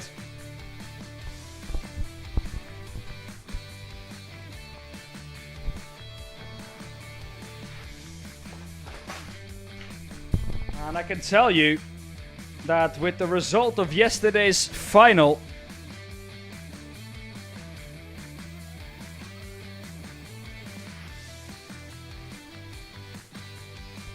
it's Riley Morrow, who I think has won the weekend overall, ahead of Austin Oman in second, then Max Jolly in second or in third, and Tom Reed in fourth.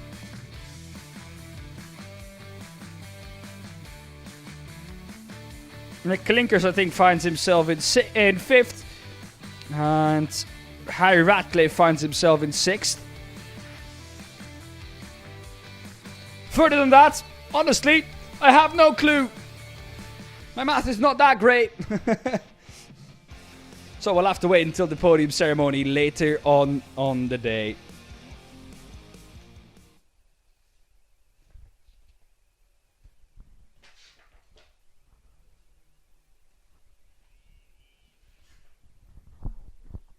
Next up here on the track, though, let's take a look at that. DD2 and DD2 Masters. And what a race this will be.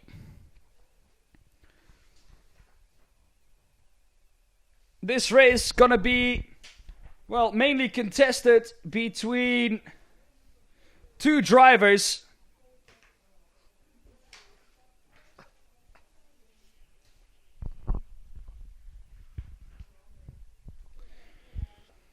And they're both starting P1 and P2.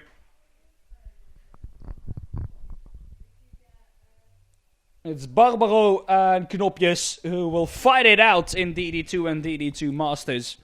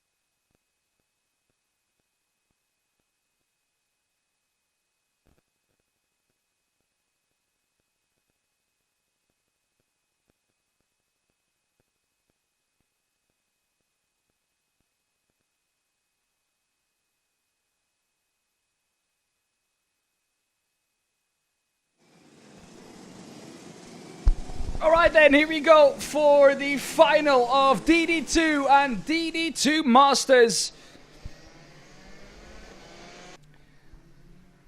We had a majestic final in the minis. Let's get another one going here for the DD2 and DD2 Masters. Boy, am I excited for this one. I can tell you already. This is gonna be one heck of a start.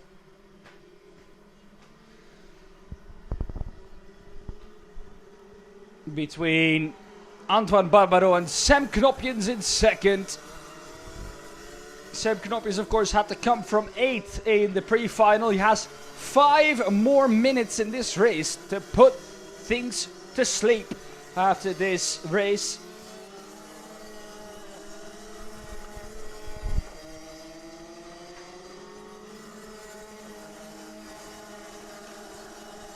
Looking at yesterday's result,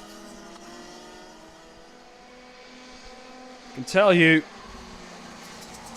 that Sam Knopjens finished first and Antoine Barbaro finished second. That still means that Sam Knopjens has to at least finish second. Else we have a problem. Antoine Barbaro could then take the victory. So what he wants is Sam Knopjens to have an absolutely awful race from second place here. And then for himself to just win it by a mile. Obviously he would. What else would he want? But let's walk through the grid then. Antoine Barbaro in first, head of Sam Knopjens in second. Third, Wout Kirstjens. Fourth is William Norbach. Fifth, Frederik Zebbes. Sixth, Nicolas Coulem. Seventh is Christophe Captain. Eighth, Lawrence Herbots. Ninth, Axel Goes. 10th, Marco Drittenprijs. Had to come from 16th and made his way up to 10th. Mathis Ankas in 11th. 12th is Jeremy Brasla. 13th, Michael Becker. 14th, Lisanne Kielstra. 15th, Kieran de Brandt. And 16th, Gustav Usakovs. Well then, drivers making their way through the final sector.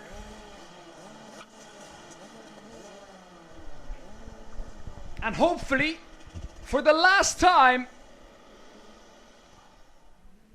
this weekend, the DD2 and DD2 Masters get to line up side by side. And it looks like a nice and composed start from everyone.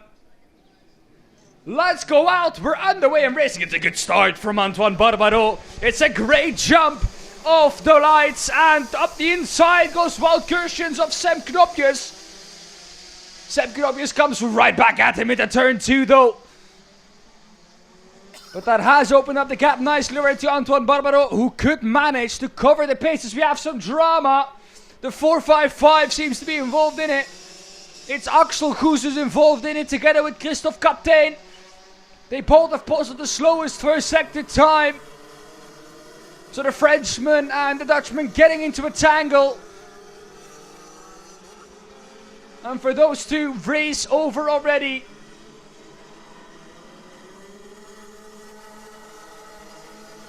But Sam Knopjens on the back of Antoine Barbaro now. Antoine Barbaro going defensive into turn 11. That gives him a bad exit going or coming out of there into turn 1. This will be the overtaking opportunity for Sam Knopjens. That does have a look at it. Doesn't manage to get past though. Well defended by Antoine Barbaro. Wout Kirstjens in third. Head of William Norbach now in fourth. A lot of drivers getting positions. Michael Becker up 6. Kieran de Brandt also up 6. Marco Drittenprijs up 2. Lots of drivers getting positions on the opening laps. The 402 of Antoine Barbaro, though, still at the front of the field, ahead of Sam Knopjens.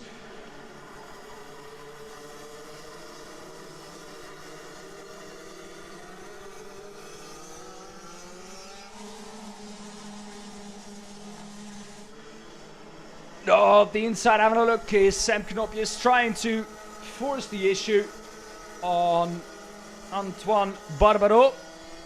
But Antoine Barbaro doing everything perfectly.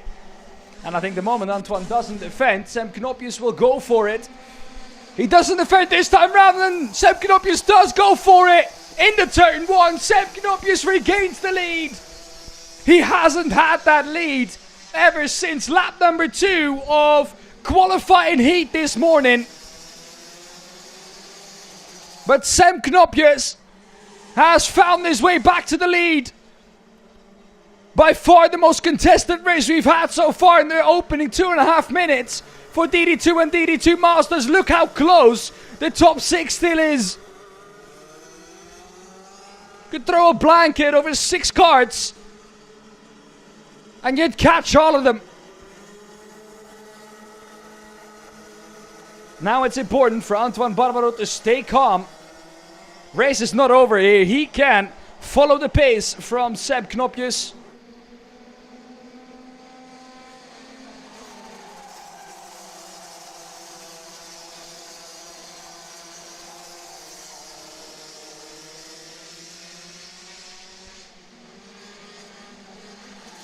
Race calming down a little now. Gaps are starting to form, and Sam Knopjes is starting to form himself a nice little gap as well to Antoine Barbaro. 0.2 of a second was the gap last time round. Christophe Kaptein with the fastest lap of the race. Sadly for him though, he's all the way down on 15th and 10 seconds back on Gustav Usakovs in P14.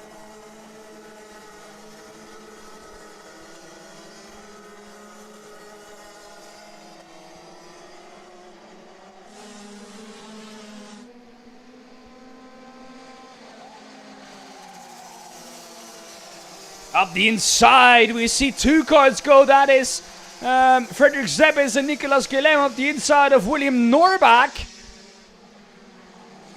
And him comes right back at them though. Up the inside, once again, there's contact. Contact between William Norbach and I think Nicolas Guillem.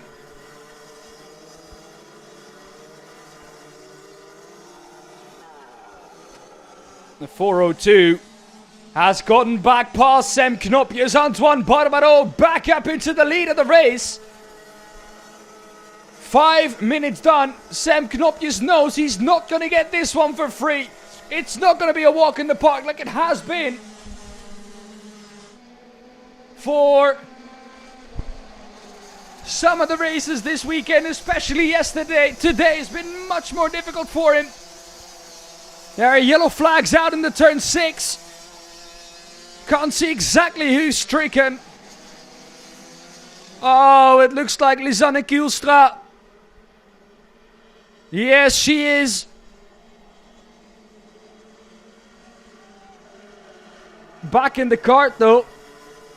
Question is, will she resume the race or will she not?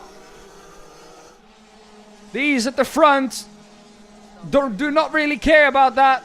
The only thing they care about is the battle or Seb Knopjes back in the lead. Antoine Barbaro, after posting the quickest first sector time, lost out in the middle.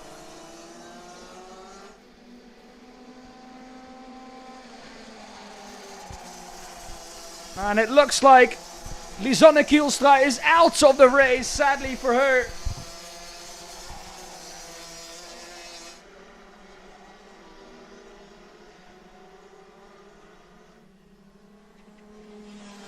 The final of DD2 and DD2 Masters. Not getting any further than lap number 5.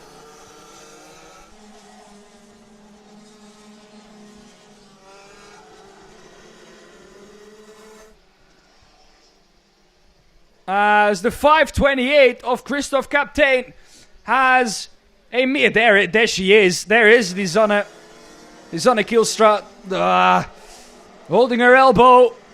And that's never a nice sight to see. But the 5:28, I don't know if we can find him on track, but he has gotten a mechanical flag, a meatball flag as it's known in the world of racing.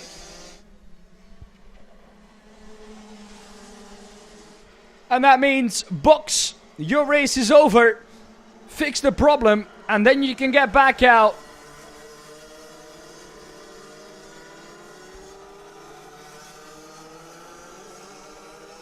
Still, Sam Knopjes now at the front, but Antoine Barbaro keeping pace with Sam Knopjes. which is great to see. Wout Kirschens in third, ahead of Frederik Zemis in fourth. Marco Drittenprijs in fifth, ahead of Kian de Brandt in sixth. Lawrence Herbots in seventh. Mattis Ankas in eighth, and Michael Becker ninth. Nicolas Guillem, though, in P10.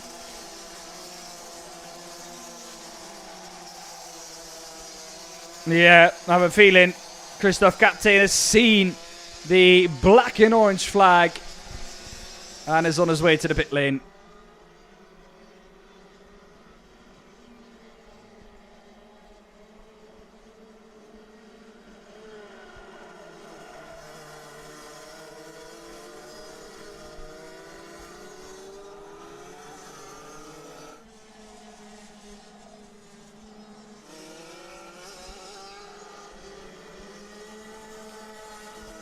Two tenths is the gap between Sam Knopjes and Antoine Barbaro.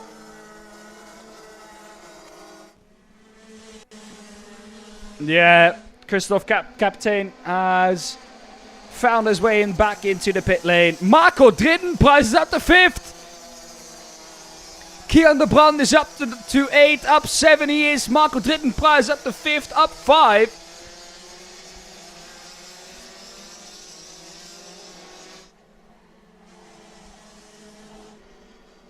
A couple of massive gainers in this field. Drivers who lost the most positions. William Norbach, the Danish driver, down in 12th.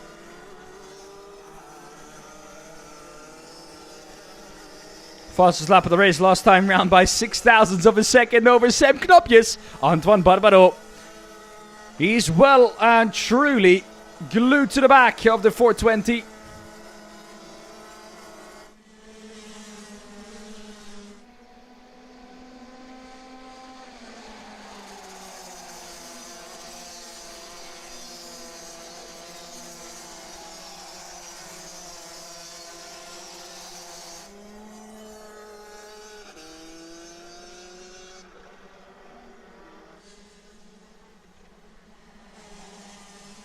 To the outside lurks Antoine Barbaro. I'll give him the outside for 5. That's not quite the preferred line through there. And thus he has to wait. Gets shown the outside of 6-2. But he has Sam Knopjes driving defensive.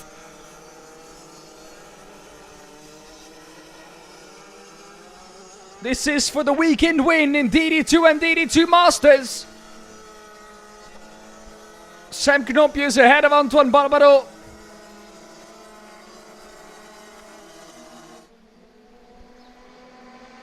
And here we go on to start finish. Antoine Barbaro up the inside. Sam Knopjes trying to switch back. Can't quite. Gets held on the outside. Antoine Barbaro knows it though.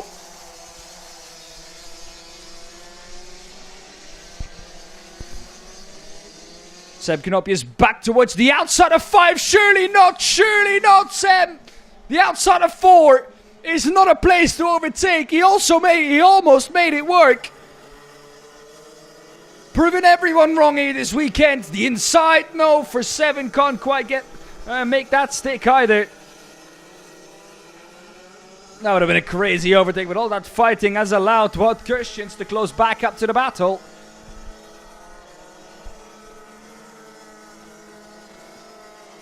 When Antoine Barbaro sees chances, he'll take them.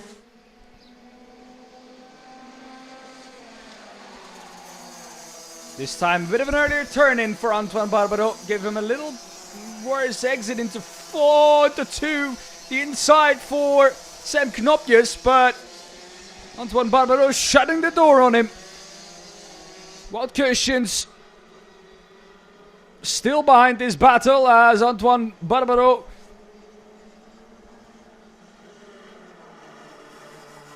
still under pressure. Has been under pressure this whole race. Has put pressure on Seb Knopjes. We've gone back and forth in this battle. Antoine Barbaro has led. Sam Knopjes has led. There's been a moment where Wout Kirschens has led, and this time round Kirschens gets up to second, but Sam Knopjes gets the breaks he needed by passing Antoine Barbaro in a place where he did not expect it. Caught him out, and that allowed Wout Kirschens through as well. That gave Sam Knopjes the break he wanted. Question now is, can he convert? 4/10 is the gap. Can he convert? 2.5 minutes left plus 1 lap.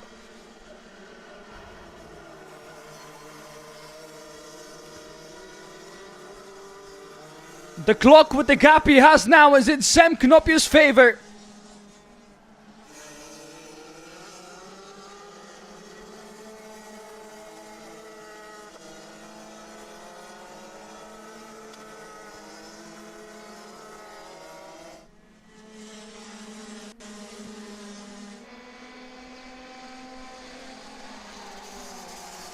Across the line we come, gap stayed almost the same.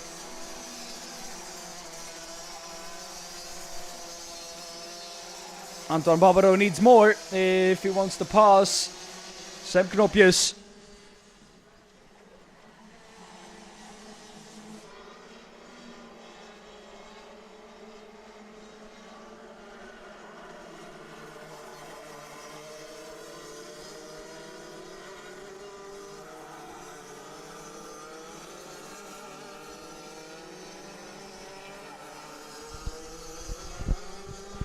Gap slowly but surely opening up at the front.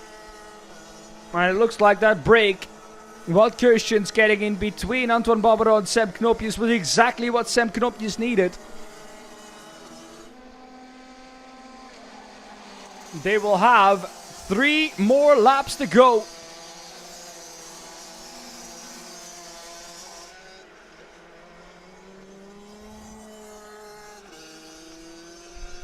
Gap starting to form now. Gap still 0.4 of a second. I stay roughly the same over 3 laps now. Sam Knopjes has found this pace and has kept that pace.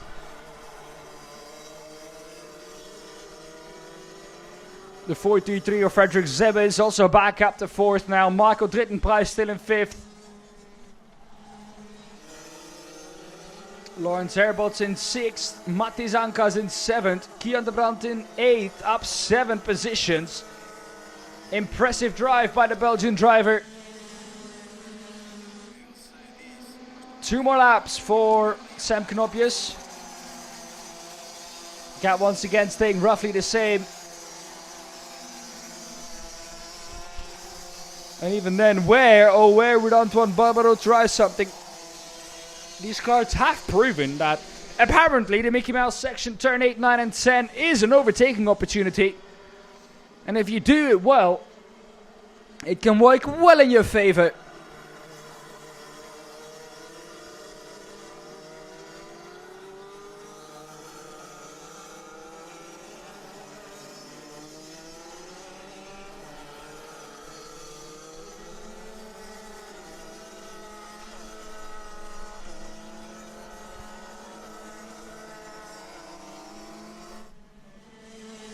Round the final corner comes Sam Knopjes. Final lap has started. Antoine Barbaro has improved his pace throughout the weekend. It's impressive to see how far off he started on Saturday and how close he's gotten on Sunday. Wout Kirstens also had a sniff at P2 and at P1 even for a brief moment in time in this race. But there's been one man who's been dominant this weekend, especially on Saturday and yesterday. If he can convert where he is now, he will go home with the weekend victory. Has just 3 more corners to round off. 2 to go for the number 420. Sam Knopjes wins the final at Marienborg. Antoine Barbaro in 2nd, and Sam Knopjes wins the weekend here at Marienborg in Karting DD2. Celebrates that in style. But there is your winner from the Netherlands. Sam Knopjes wins the weekend at Karting DD2 in Marienborg. Launches himself up the order in the championship too. Let's have a look then at that result of the race. Sam Knopius wins ahead of Antoine Barbaro in second. Wout Kersens in third. Frederik Zebbes in fourth. Marco Drittenprijs in fifth. Lawrence Herbots in sixth. Mattis Ankas in seventh. Kian de Brandt in eighth. Nicolas Golem in ninth. William Norbach in 10th. Jeremy Brasla in 11th. Michael Becker 12th. Axel Goes in 13th. And Gustav Uzakovs in P14. Christoph Kaptein and Lisanne Kielstra not finishing this race. Let's hope that for Lisanne, her injury to her elbow are not too bad. That was it then for the DD2 and DD2 Masters this weekend. Next up on the list for the finals on the Sunday is Junior Max.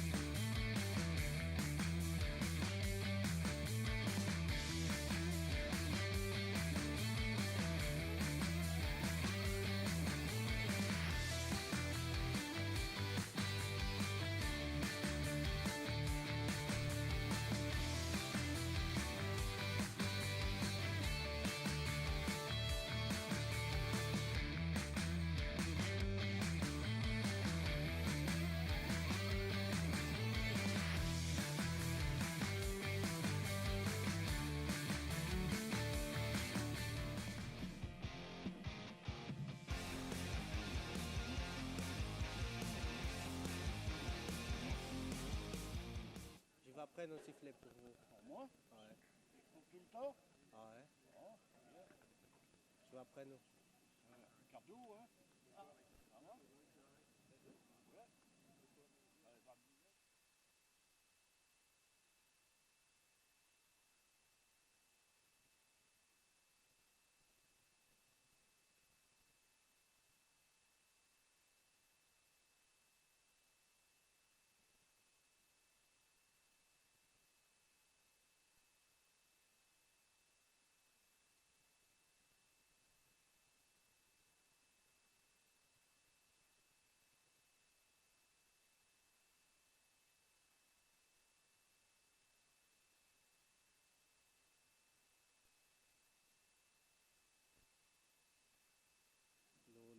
Não, isto assim ou não?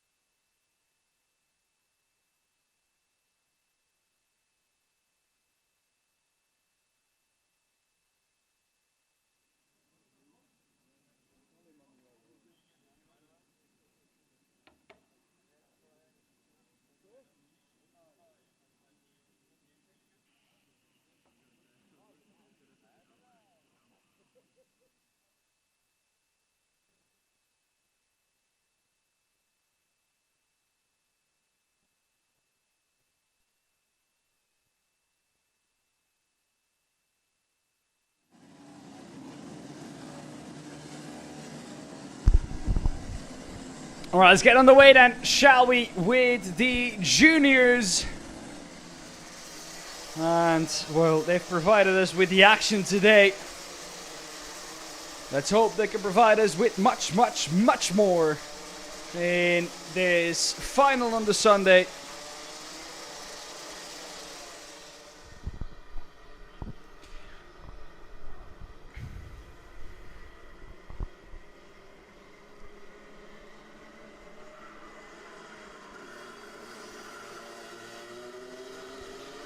Let's go through the grid then.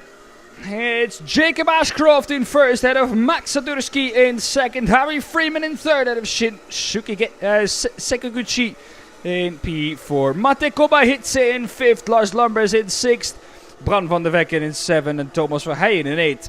Boas Maximov in ninth. Eric Brunsborg in 10th. Ryan Gundor in 11th. Frederick Flood Engelbrechts in P12. 13th is Mason Bjerring. 14th Alex Goodson. Jente Mone in P15. Archie Lovat in 16th. Louise Radcliffe 17th. Ludwig Hansen in P18. Sebastian Loisch in 19th. And Liam Hoyk in P20. 11th row of the grid is Noah Barham and Isaac Barker. 12th row is Justin Funk and Lionel Mingui. 13th row of the grid is Koen Willems and Samir Paul.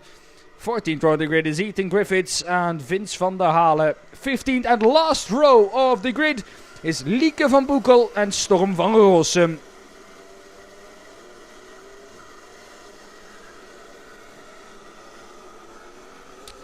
Right then, 50 or 2 rows of 15 drivers for what will hopefully be the final time for them.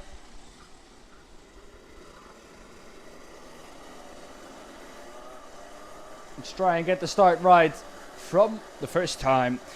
Just like the mini and mini rookies, this race 12 minutes long plus 1 lap.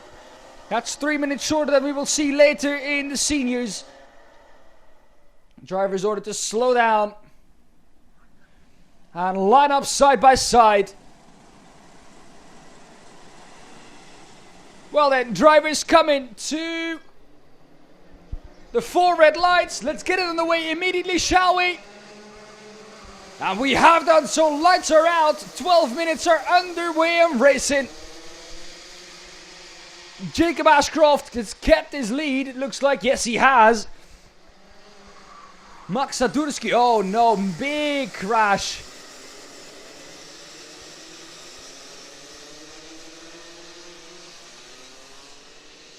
Big crash on the back straight.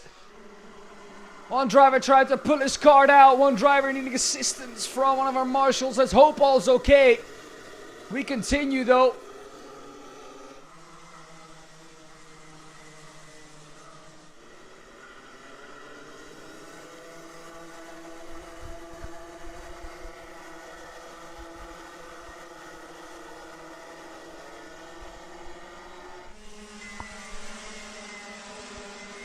Jacob Ashcroft comes through first. Harry Freeman in second. Max Sadurski in third. Shun Sakaguchi.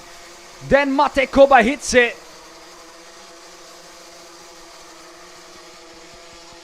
As all drivers race through the accident.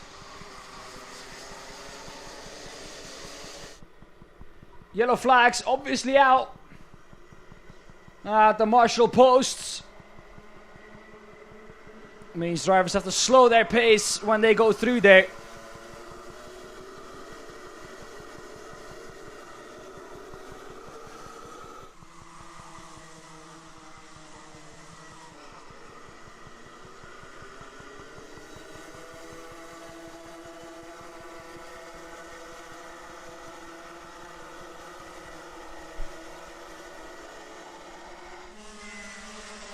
Jacob Ashcroft was 3/10 in the lead. That lead's been cut in half by Harry Freeman. Max Sadurski in third, ahead of Mate Kobayhitse in fourth. Let's hope for Mate that this time round everything will go to plan. Usually he gets overtaken at turn 11. That pushes him wide. That's happened a couple of times now to Mate Kobayhitse. And let's hope that this time round that won't happen. And Mate Kobayhitse can just show his pace because he's been quickest in terms of lap time at least, has had the quickest lap time. So many times up the inside of Max Sadurski goes Mate Kobayashi.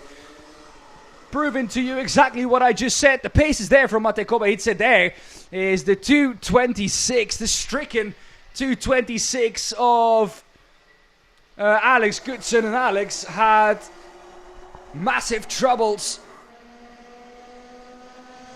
and was in real agony when he had that crash.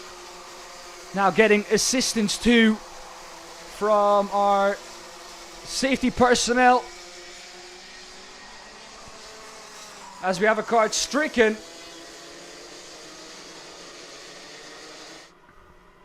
Out on the main straight.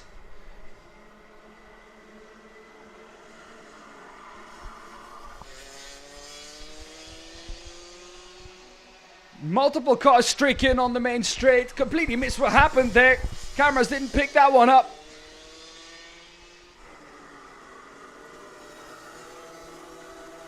Big crashes here in the final for the juniors. Yellow flags are being waved. Carts are having to be pulled to the side of the track.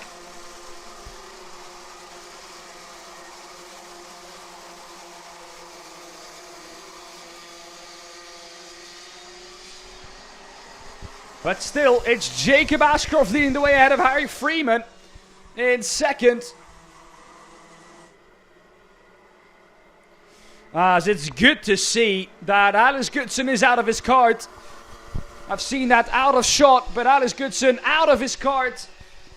Still in agony though, but able to walk back.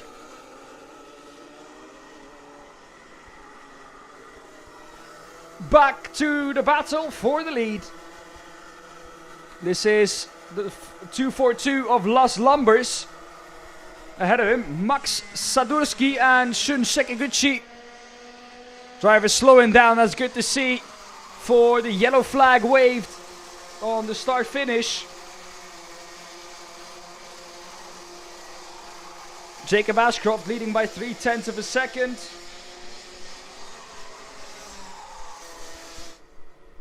Nobody improving their times in the last sector too.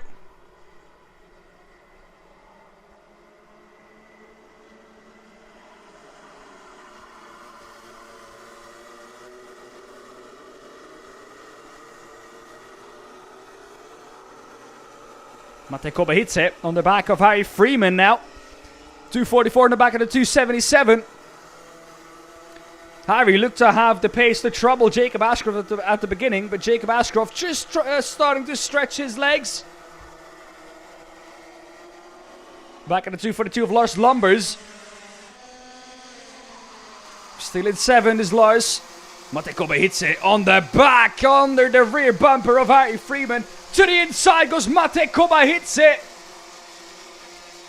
Was not quite alongside enough, but tries it into turn 4. And that works this time round. Coming back at him on the inside though. Harry Freeman, no, Mate Kobayashi up to second. Having to defend the inside. 3 wide, oh, card up on Mate Kobayashi. Harry Freeman off into the grass. Another card up on the front shields of another. And that's not the first time we've seen that in this race. My goodness. Mate Kobayashi couldn't do anything. 3 wide was never going to work. Mate Kobayashi on the left hand side. Harry Freeman sadly the one in the middle. And therefore going over. But 3 wide there was just not going to fit. It has given Jacob Ashcroft the lead of 1.3 seconds over now Shun Sekiguchi.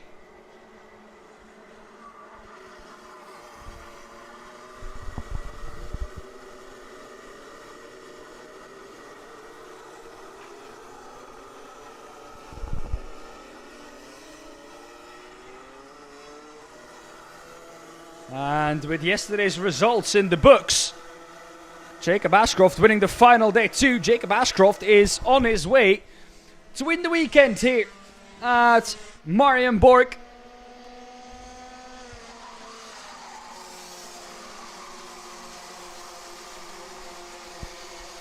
But there are some drivers who want to trouble that before it's over. Just over 4 minutes left.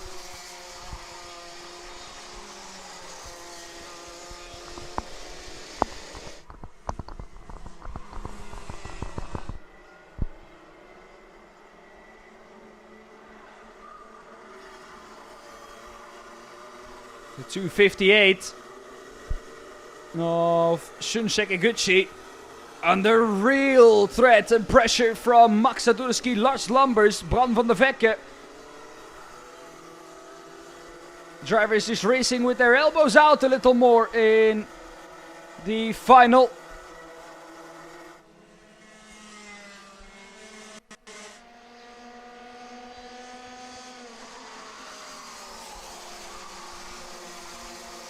Nobody willing to give an inch.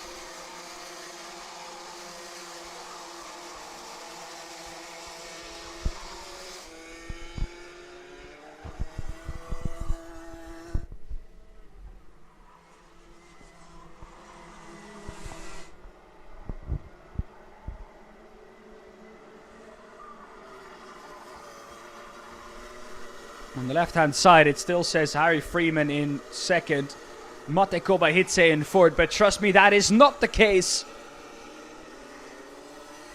Jacob Ashcroft is leading the race ahead of Shunsek Eguchi in second, Max Sadurski in third, Lars Lambers in fourth, Bram van der Vekke. That is your top 5. Time and tower on the left-hand side, not correct. Just for information for everyone at home, what you see in here is the battle for second. I'll try my best to keep you updated as best as I can about every position. Shunsek Eguchi is the leader of this, well, almost 12-car train. 12 cars involved in that battle. Shunsek Eguchi, Max Sadurski, Lars Lambers, Bram van der Vekke, Archie Lovett, Mate Kobayashi. Still in that though. Mate Kobayashi is still 7th.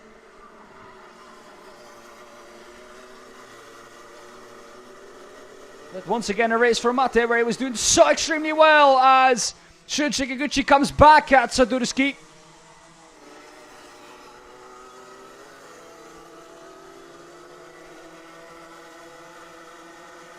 And thus Shunsek Eguchi stays second ahead of the Dutch driver Max Sadurski.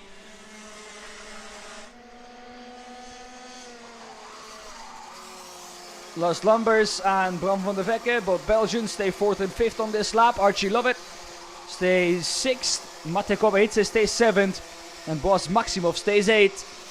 Fitz van der Halen and Thomas Verheijen also stay 9th and 10th. Going to be moving up or down in the top 23. Everybody staying quite consistent. I thought for a moment that Max Sadurski was going to go for a move up the inside of 4. Would have been a very late move indeed.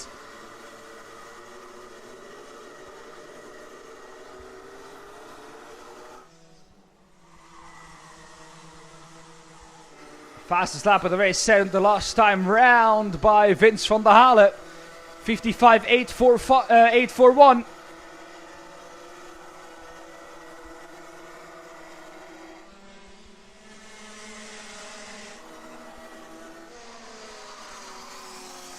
Oh, defending the inside but very late. Realized it was too late was Shunsek Eguchi. And therefore did open the door eventually for Max Sadurski. Shunsek Eguchi now having to watch out to not even drop off the podium here. Lars Lambers in 4th is also closing in on Max Sadurski and Shunsek Eguchi. There he is. In the 296, it's Bram van der Vekke, who's gone past the 242 of Lars Lambers. As Mate Kobayashi dropping back to the field again. The 244. Looks like Vince van der Halen overtook him and Boas Maximov as well. Defending the inside is Max Sadurski on Shunsek Eguchi.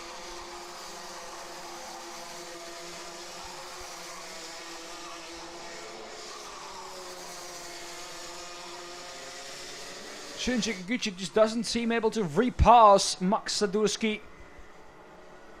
Gap at start finished only 47 thousandths of a second. Here is the 242 of Lars Lambers though. Now being overtaken again by Bran van der Vekke.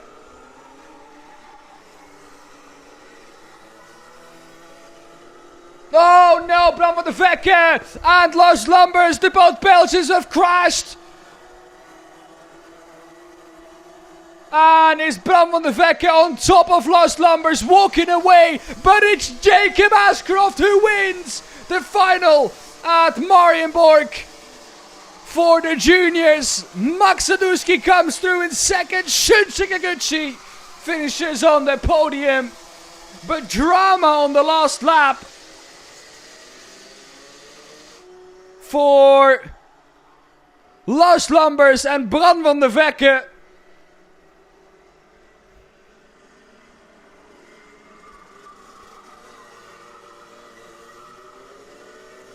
But take a bow, Jacob Ashcroft. A win yesterday in the final, a win today in the final. 2.3 seconds was the gap today.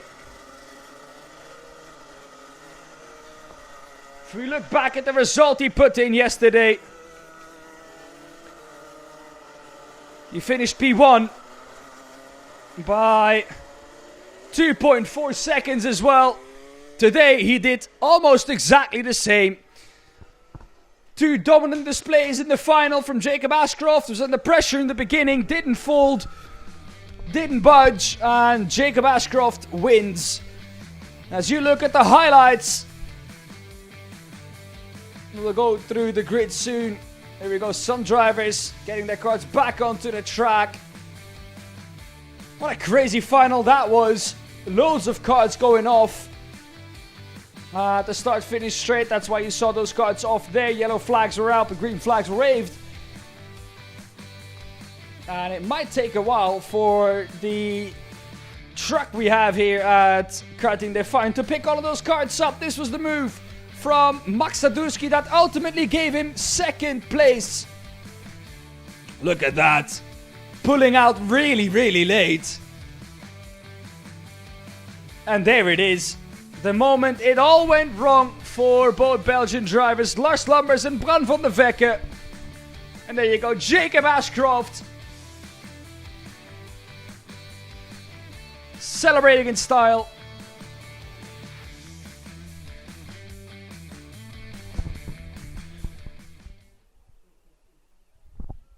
I'll just take you through the top 10 real quick before we go to a short commercial break. It's Jacob Ashcroft in first, ahead of Max Sadurski in second, Shunji Kikuchi in third, Vince van der Halen in fourth, Archie Lovett in fifth, Boris Maximov in sixth, Thomas Verheijen in seventh, Mate Koba-Hitze in eighth, Mason Bjerring in ninth, and Frederik Vladengebretz in P10. That is your top 10 of this race. We'll go to a short commercial break and then we'll be right back with the final of the seniors.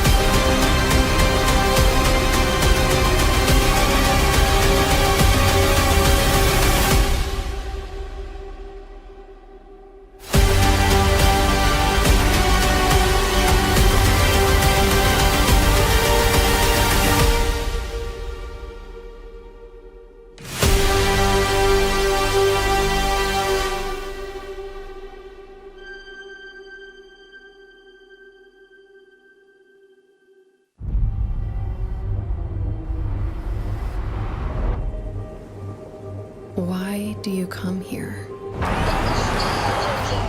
Is this your career? Or is it all about fun? A chance to get away and leave it all behind?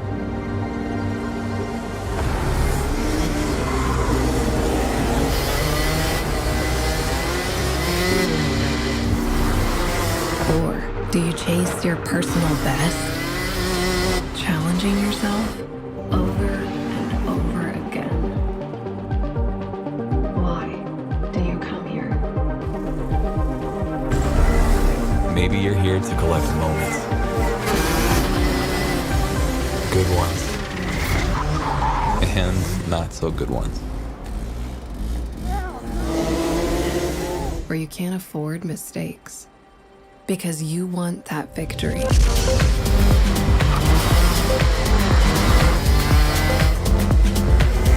It's all about this one moment when the hard work finally pays off.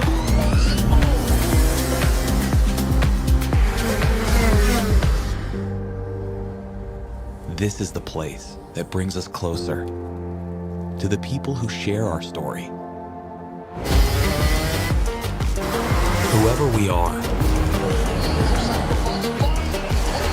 Whatever we're here for, racing is who we are.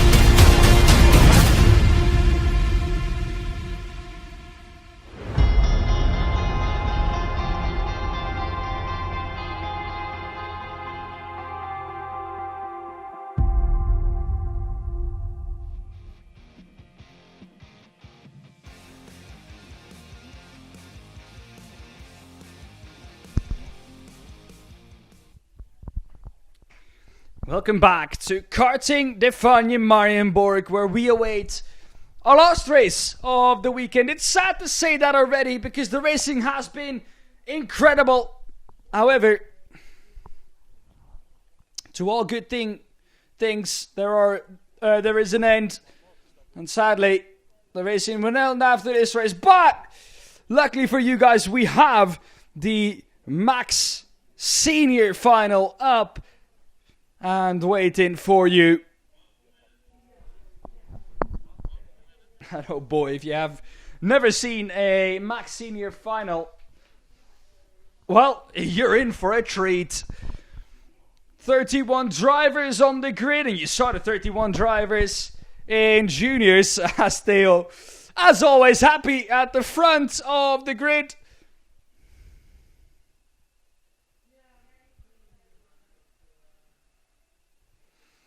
The pre-grid waiting to give them the sign that they can go out. Not long left now.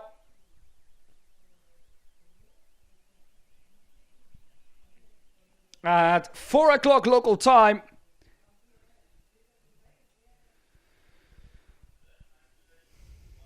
the exit will open.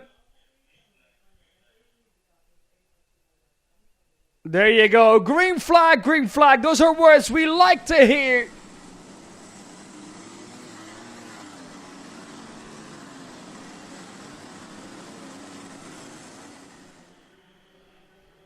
Some troubles on the getaway there, I think, for Lewis Goff. I think he'll get to retake his position in the field.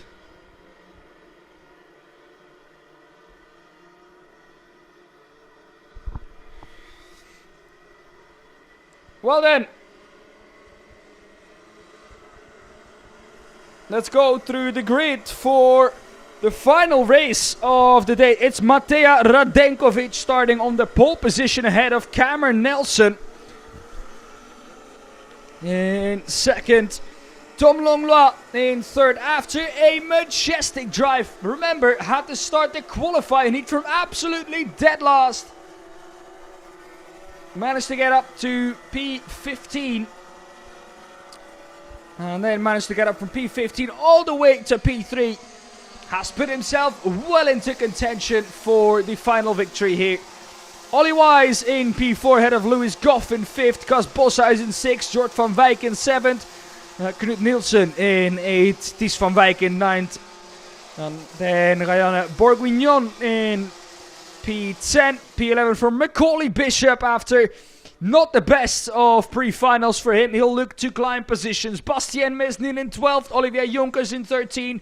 Lord Hare in 14th. Sasha Aim in 15th. And Lado Kukianidze in 16th. And of William Pempel 17th. Christopher Holtz in 18th. Tino Potier in 19th and 20th. Charlie Smith. 11th row of the grid. Arno Saborin. And Matthijs de Lau. 12th row of the grid. Sverre Uben. Magnus Brandt. 13th row of the grid is Tino Sidla and Frederick Jules Sørensen. 14th row of the grid, Adam Mooden and Bo Alrich. 15th row of the grid is Rijn van der Meer and Dave-Jan Roest after his DNF in the pre-final. After he started from pole position. And then Sebastian Koch is last on the grid. And the only one on row number 16.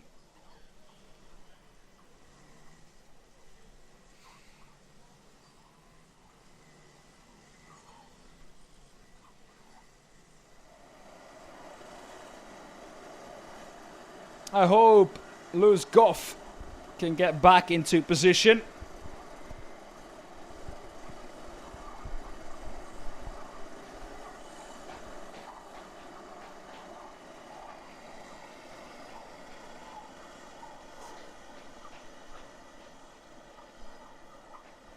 Here we go then. All finals have gone at once. Let's keep that, shall we? Telling them to slow down is Matej Radenkovic at the front. Cameron Nelson right next to him. Into the tram lines we go. Looking behind. The 5 red lights are out. We are underway and racing for the final race of the weekend. 15 minutes plus 1 lap. Matej Radenkovic contact for Cameron Nelson. And Cameron Nelson goes off in a turn 1. Let's hope all other cars can get through without massive crashes or massive contacts happening in the background. Matej Radenkovic won't worry about that. The only thing he will worry about is Tom Longlois now in second. Tom Longlois could go for the ultimate comeback.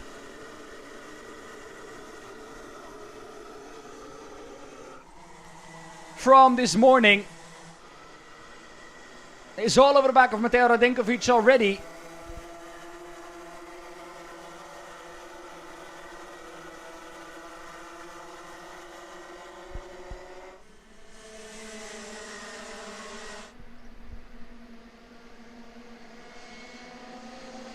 But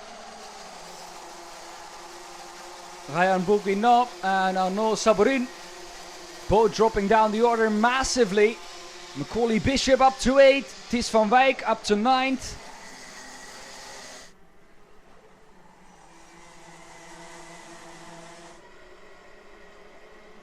Magnus Brandt also up to 19th. Frederick Jules Sørensen up to 20th. As almost positions gained. Cameron Nelson after that contact in turn 1 down to P13. And there goes your final. Slips out of your grasp. After you had one of the best seats in the house. Matej Radenkovic still fending off side by side for the 368 of Macaulay Bishop and Knut Nielsen, the 390. And Macaulay Bishop manages to get past. Matej Radenkovic still staying ahead of Tom Longlois.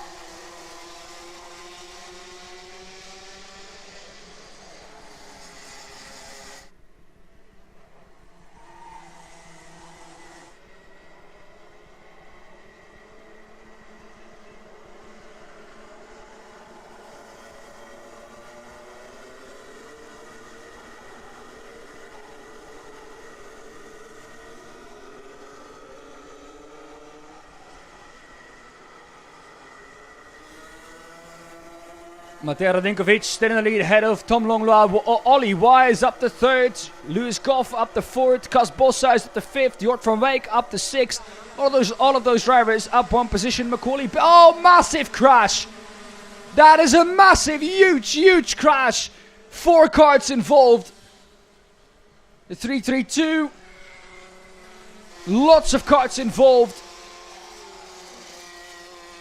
That is Rijn van der Meer, Frederik Jules Sørensen, Tino Potier and Sasha Heim.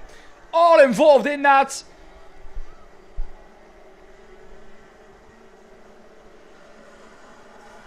My goodness me. Arnaud Saborin also involved.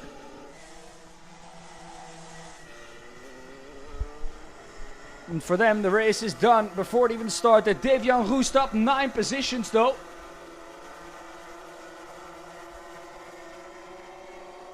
He finds himself now in P21. And I'm sure his charge up through the field is not over yet. Tom Longlois back down to third. Ollie Wise has gotten up into second. Mateo Radenkovic still in first though.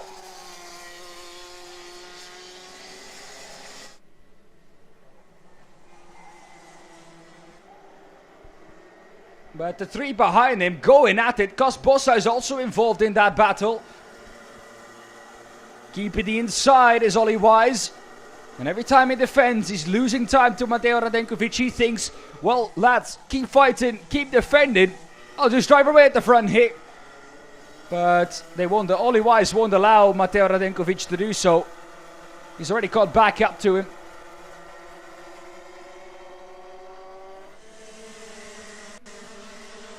Don't let Mateo Radenkovic stretch his legs.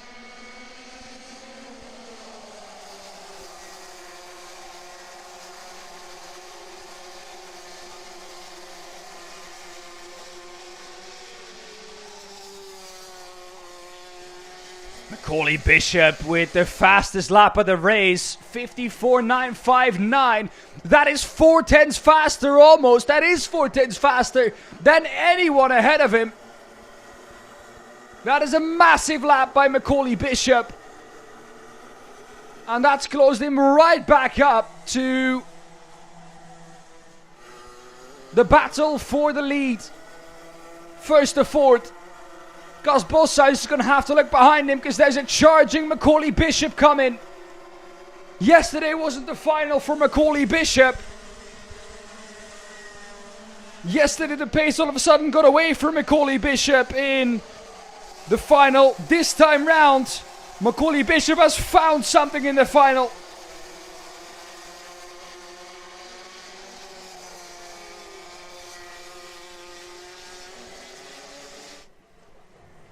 Up the inside, you saw there, that was William Pemble on Tino Sidla. The 396 up the inside of the 314. Back to the battle at the front.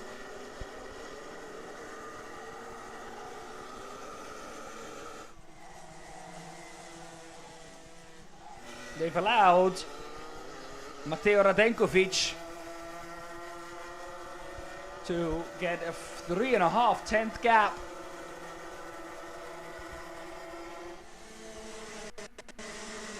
And these drivers also know if you give Mateo Radenkovic an inch, he will take a mile. So they have to get their act together if they want to catch back up to the leader.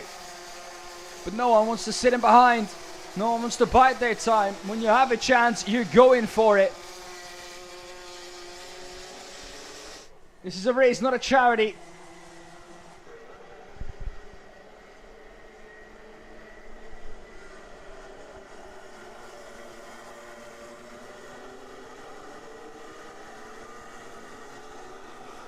Fastest lap of the race last time round once again by Macaulay Bishop. Don't count Macaulay Bishop out of this one. Once again, 3/10 faster than anyone ahead.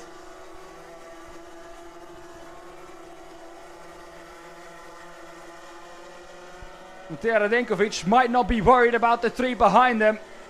But Macaulay Bishop, who still has to get past Ollie Wise, Tom Longlois and Cas Boshuis, has some tremendous pace.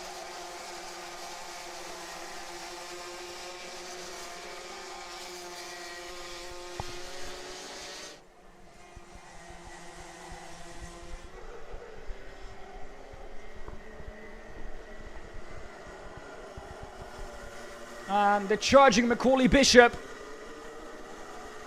is now past Gus Boshuis. Tom Longlois up next.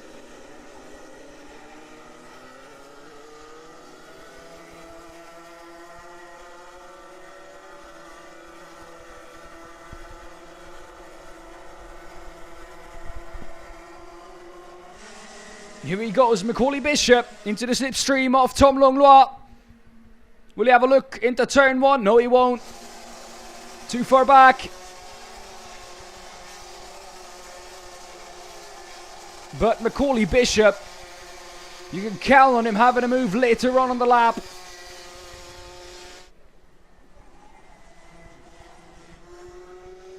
As there, I think, yes he is.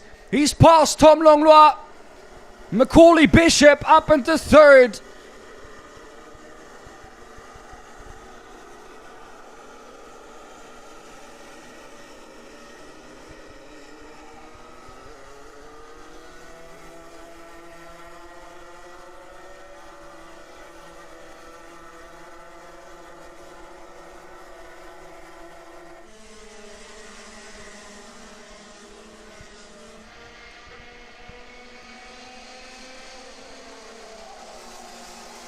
Through comes Matej Radenkovic. Still in first. 4/10 is the gap. Macaulay Bishop. 7/10. He's still closing in on P1. And he's still got 5 minutes to go.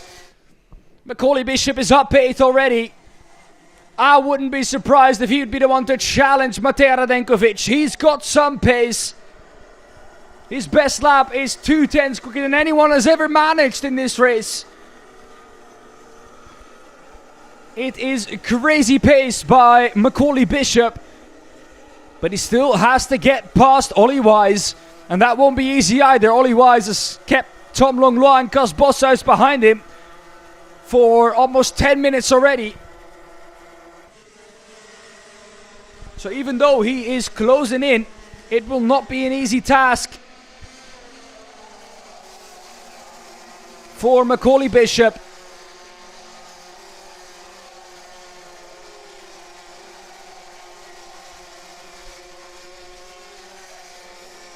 Oh, Macaulay Bishop at the inside at 3. Surely not. Yes, he has. Macaulay Bishop up to second place. Completely caught Ollie Wise and me off guard.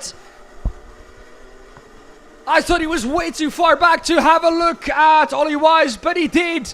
And he managed to get past 2. It wasn't a half look. It was a proper send by Macaulay Bishop. And through he goes, lost 5/10 in the process, but now he can chase down the leader in the race, Matej Radenkovic. Gap 8/10 of a second. Let's see what Macaulay Bishop can do.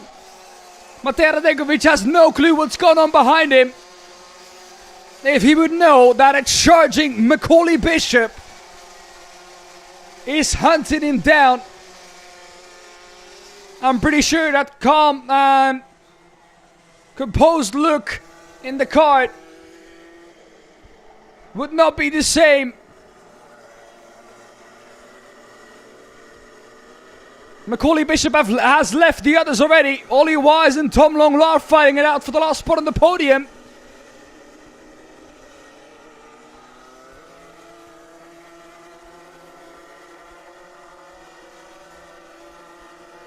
Eight tenths was the gap coming into this lap. Has Macaulay Bishop done something to close that gap down? No. Lap times were the same for Matej Radenkovic and Macaulay Bishop. 2.5 minutes left, just over, plus 1 lap for Macaulay Bishop to try something. The battle for P3 now as fierce as ever. Tom Longlois leading the way in that group ahead of Ollie Wise. So Tom Longlois at the moment, the last one on the podium.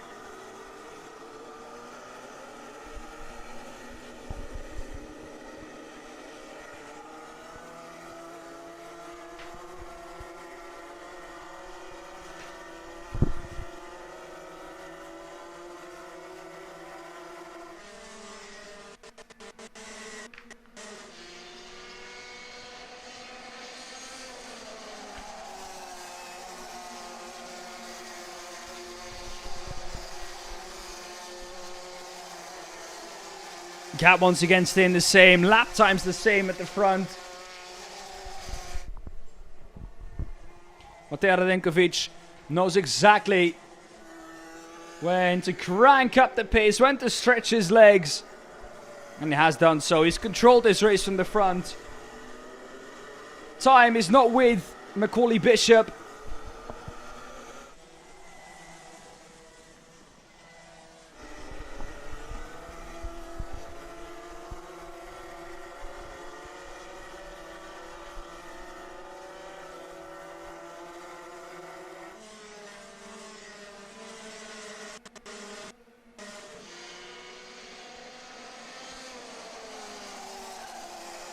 Three more laps to go of BNL 2 at Karting DD2 International Raceway in Marienborg. And then we'll know who's won the senior final. Gap up to a minute, or to a second now. We've got just under a minute remaining. Matej Radenkovic has controlled this race from the front.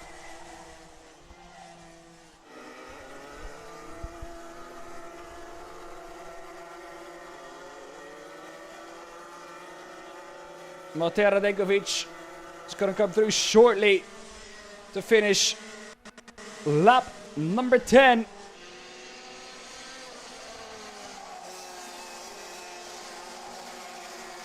I say lap number 10. Lap number 15, excuse me. Matej Radenkovic has controlled this race. Another personal best last time round. He's getting close to the fastest lap of the race set by Macaulay Bishop earlier on. Still though, we can't take anything away from Macaulay Bishop. It's been a majestic drive, up 9 places. Charlie Smith up 12 places too. Tino Sidla up 15 places too. Devian Roest up 15 places. Finds himself in 15th. And Sebastian Koch up 13 as well. There were some big gainers in this field.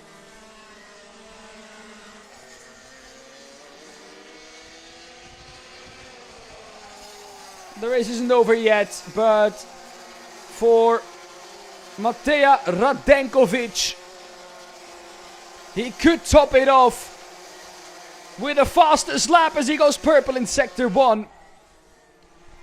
Macaulay Bishop for a moment looked like he could challenge Matej Radenkovic, and I think Macaulay Bishop knows too. This is too much to catch in one lap.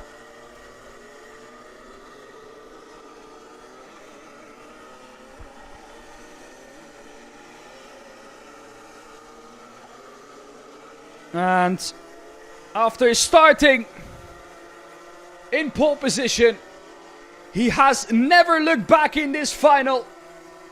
And Matej Radenkovic comes through to win the senior final here at Marienborg. Finger is off the steering wheel. He knows exactly where he's placed himself, and that is on the top step of the podium. On the Sunday, Matej Radenkovic wins ahead of Macaulay Bishop, who's up 9 places, and Tom Langlois, who we can't forget had to start plumb last in P31 this morning during the qualifying heat.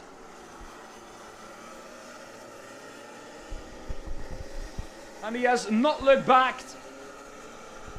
Had a great fight with Matej Radenkovic, Macaulay Bishop, Ollie Wise and Cas Boshuis, but in the end Tom Langlois has to settle for 3rd. 4th is Ollie Wise, 5th is Cas Boshuis, Jort van Wijk is in 6th, Knut Nielsen in 7th, Charlie Smith in 8th, Cameron Nelson in 9th, Tino Sidla in 10th, Lloyd Hare in 11th, Lewis Goff in 12th, Bastien Mesnil in 13th, Ties van Wijk in 14th, Devian Roest in 15th. 16 is Laro Kukjanice, Ryan Bergwignon in 17th, William Pemble in 18th, Sebastian Koch in 19th, and Christopher Holst, in 20th. Olivier Jonkers in 21st, that of Magnus Brandt in 22nd, Arno Saborin in P23, and P24 is Fredrik Jules Sørensen. Our non-finishers are Ryan van der Meer, Matthijs Terlouw, Bo Alrichs, Adam Wooden, Sascha Heijn, Tino Potier en Sverre Uben. Phew, what a weekend we've had at Karting the Fun International Raceway here in Marienborg.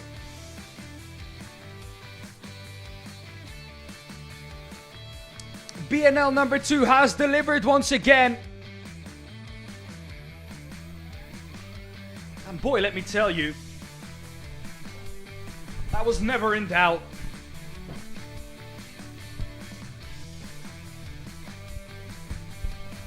Macaulay Bishop coming all the way from P11 to take P2 in this race. And oh boy, that photographer must have gotten some good shots of that overtake of Tom Longlois on Jort van Wijk at the time.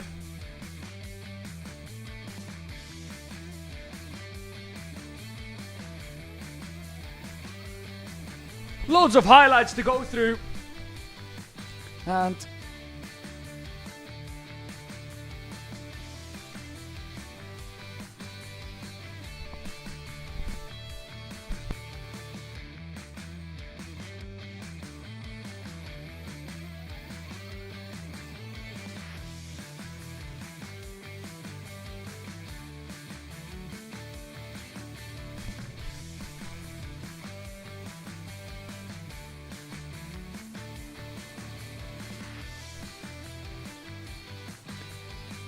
as the highlights are going to come to an end soon, I think this is a perfect time to tell you that for BNL 3, Alex Goldschmidt will be back in the booth with you, the familiar voice that you're used to, the man with more karting history knowledge than Wikipedia, will be back in the commentary booth in BNL number 3. But for this weekend, it's from me, Daan Pepels. A massive thank you to everyone at home. A massive thank you to everyone here at the circuit for being here. A massive thank you to all of our volunteers, our marshals who make this event happen. A massive thank you to all of those people. A massive thank you once again to you guys at home. BNL 3 will be back soon. But from me, Daan Pepels, and all the crew here from BNL, thank you for watching, and we'll see you for BNL number 3. Goodbye.